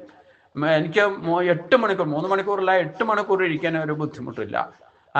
അതേപോലെ ദിവസവും ചെയ്യുന്നതുകൊണ്ട് ശരീരത്തിൻ്റെ എല്ലാ, ഒരു നേരം ഭക്ഷണം കഴിച്ചുകൊണ്ടാണെങ്കിൽ ഏത് ജോലിയും ചെയ്യാൻ ഒരു മടിയില്ലാതെ പെർഫെക്റ്റ് ആയിട്ട് ചെയ്യാൻ സാധിക്കുന്നത് ഈ ശരീര സംരക്ഷണം യോഗാസനത്തിലൂടെയും ഇതേ വ്യായാമം അവനവന് പറ്റുന്ന രീതിയിൽ ചെയ്താൽ മതി. ലൂസറിൻ്റെ എക്സസൈസ് വളരെ ലളിതമായിട്ട് ചെയ്യുക.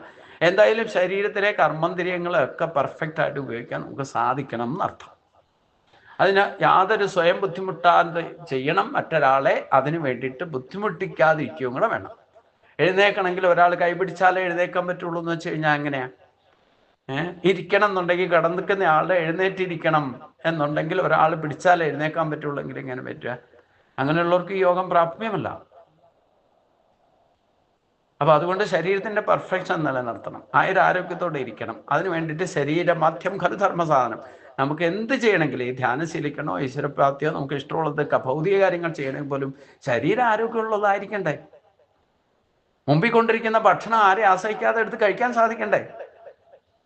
അതിനാണ് ശരീര സംരക്ഷണം രണ്ടാമത്തെ സ്റ്റെപ്പ്. മൂന്നാമത്തെ സ്റ്റെപ്പിൽ ആസനജയം എന്ന് പറയും. 3 മണിക്കൂറെങ്കിലും നട്ടെല്ല് നിവർത്തി അനങ്ങാതെ നിശ്ചലനായിട്ട് ഇരിക്കാൻ സാധിക്കണം. ഇതാണ് ആസനജയം. ആ ശരീരം ആരോഗ്യം ഉണ്ടെങ്കിൽ സാധിക്കും. 3 മണിക്കൂർ ഇരിക്കുന്ന ആൾക്ക് 1 മണിക്കൂർ ഇരിക്കാൻ ഒരു ബുദ്ധിമുട്ടുണ്ടാവില്ല. അപ്പോൾ ആസനജയം സാധിക്കണം.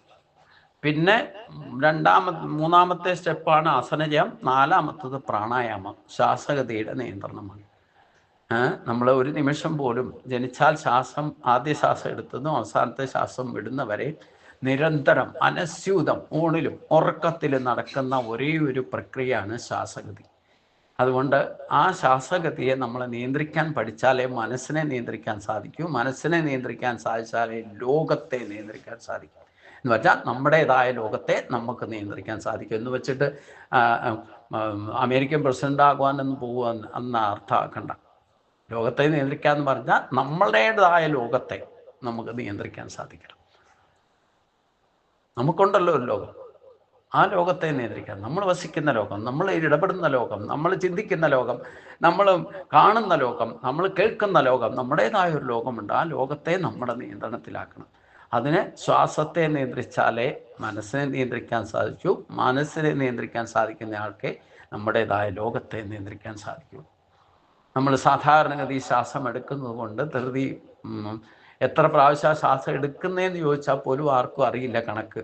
എന്നാൽ കണക്ക് കേട്ടോളൂ, 21,600 പ്രാവശ്യമാണ് ഒരു ദിവസം നിങ്ങൾ ശ്വസിക്കുന്നത്. സംശയം ഉണ്ടെങ്കിൽ എണ്ണി നോക്കിക്കോളൂ. 21,600 പ്രാവശ്യമാണ്. 24 മണിക്കൂറിൽ 1 സെക്കൻഡ് പോലും വിടാതെ നമ്മൾ ശ്വാസം എടുക്കുകയും വിടുകയും ചെയ്യും. അപ്പം നമ്മൾ സാധാരണഗതിയിൽ ശ്വാസം എടുക്കുന്നത് അതിൻ്റെ 30 to 40% മാത്രമേ ശ്വാസത്തെ ഉപയോഗിക്കുന്നുള്ളൂ. ജീവിക്കാൻ അത് മതി. ജീവിതകാലം മുഴുവൻ നടക്കാൻ എടുക്കാനും ഇഷ്ടമുള്ളത് ചെയ്യാനും ഒക്കെ ഈ 30 to 40% ശ്വാസത്തിൻ്റെ പ്രാണവായുവിനെ കൊണ്ട് നമുക്ക് ജീവിക്കാൻ സാധിക്കും.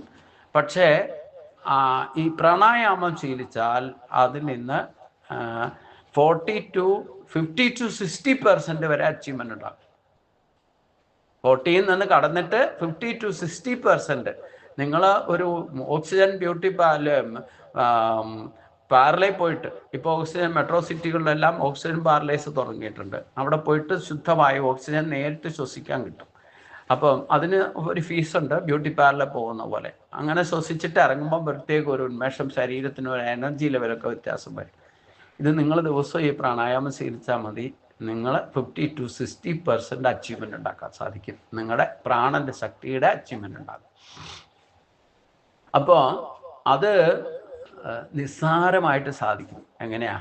യോഗശാസ്ത്രമൊക്കെ പഠിച്ചിട്ട് നിങ്ങൾ ചെയ്യുകയാണെങ്കിൽ നല്ലത്. 9 വിധ പ്രാണായാമമുണ്ട്.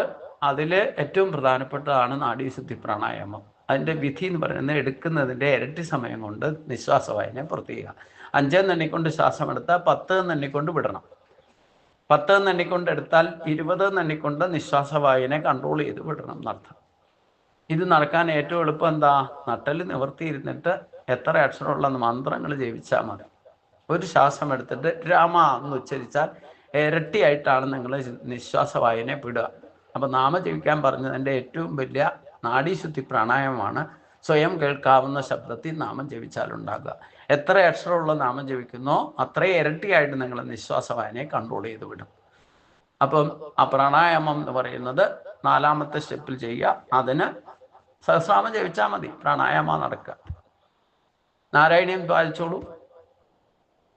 ഏതാ വായിക്കാൻ പറ്റുന്നതെന്ന് വെച്ചോളൂ. അത് സ്വയം കേൾക്കാവുന്ന ശബ്ദത്തിൽ അക്ഷരസ്ഫുടതയോടെ ജപിക്കുമ്പോഴാണ് അതിൻ്റെ ശ്വാസം കൺട്രോൾ, നാഡീശുദ്ധി, പ്രാണായാമം. ഇത് ദിവസം ചെയ്യുന്നവർക്ക് അച്ചീവ്മെൻറ്റ്. സംഗീതം നോക്കുന്നോളൂ, സംഗീതം പാടി ചൊല്ലുന്നവർ, സാധന ചെയ്യുന്നവർ, നാമസങ്കീർത്തനം, വെറുതെ ഹരേ രാമ ഹരേ കൃഷ്ണ രാമരാമ ജപിച്ചത് കൊള്ളക്കാരനെ എന്താ പറഞ്ഞ വാൽമീകി മഹർഷിയാക്കി മാറ്റി. രാമരാമ എന്നുള്ളത് ജപിച്ചിട്ട് രാമൻ ജപിക്കാൻ അറിയില്ല എന്ന് പറഞ്ഞു. 2 മരത്തിൻ്റെ ഇടയ്ക്ക് കൊണ്ടു നിർത്തിയിട്ട്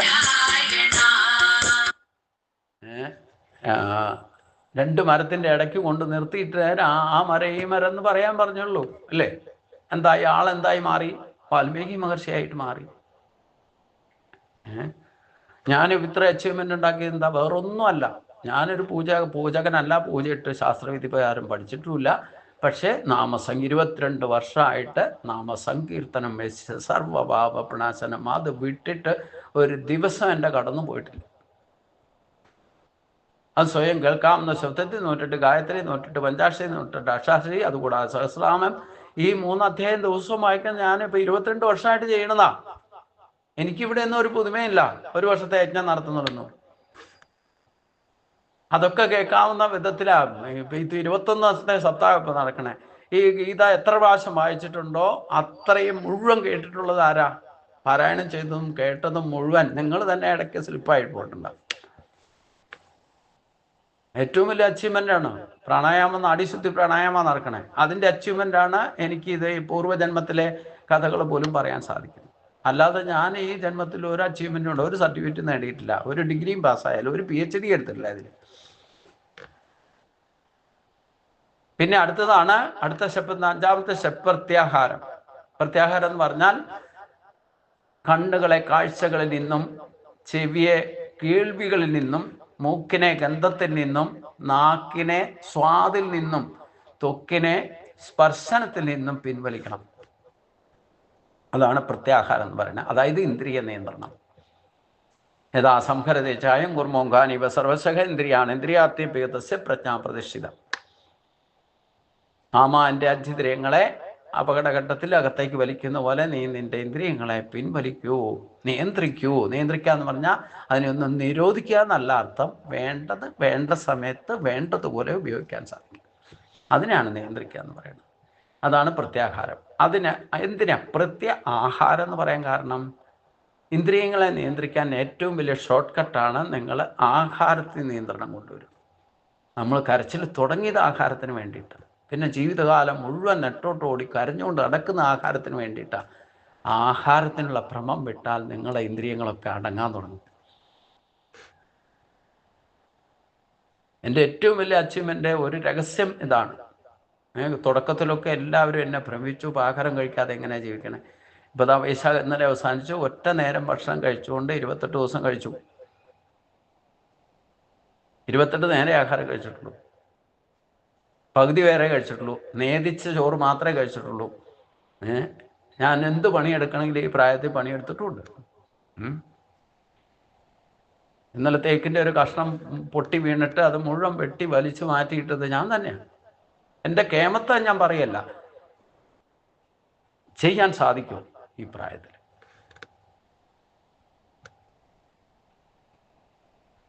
അനുഭവം കൂടെ പറഞ്ഞാലല്ലേ നിങ്ങൾക്കത് ഉൾക്കൊള്ളാൻ സാധിക്കും, മനസ്സിലാവുള്ളൂ. അതുകൊണ്ടാണ് അനുഭവത്തിലൂടെ പഠിക്കണം. പ്രായമൊന്നും പ്രശ്നമല്ല. നിങ്ങൾ ആഹാരം കഴിക്കൽ ഇന്നത്തെ കാലത്ത് പ്രത്യേകിച്ച് ആഹാരം കഴിക്കൽ കുറച്ചാൽ നിങ്ങൾക്ക് മരുന്ന് കഴിക്കൽ കുറയ്ക്കാം. അത് ഏറ്റവും വലിയ പ്ലസ് പോയിന്റ്. ഒരു നേരം ആഹാരം കഴിക്കുന്ന ആള് യോഗി, 2 നേരം കഴിക്കുന്ന ആള് ഭോഗി, 3 നേരം കഴിക്കുന്ന ആള് രോഗി, 4 നേരം കഴിക്കുന്ന ആള് ദ്രോഹി, 5 നേരം കഴിക്കുന്നുണ്ടെങ്കിൽ അവൻ മഹാദ്രോഹി. അവനവനും ദ്രോഹം ചെയ്യും, സമൂഹത്തിനും കൂടെ ദ്രോഹം ചെയ്യും. അതുകൊണ്ട് ശ്രദ്ധിച്ചുകൊള്ളുക. പിന്നെ ഈ 5 സ്റ്റെപ്പ് നമ്മൾ തന്നെ ആർജിക്കണം. പിന്നെയുള്ള 3 സ്റ്റെപ്പ് അത് ഭഗവാന്റെ കൃപ കൊണ്ട് ലഭിക്കൂ.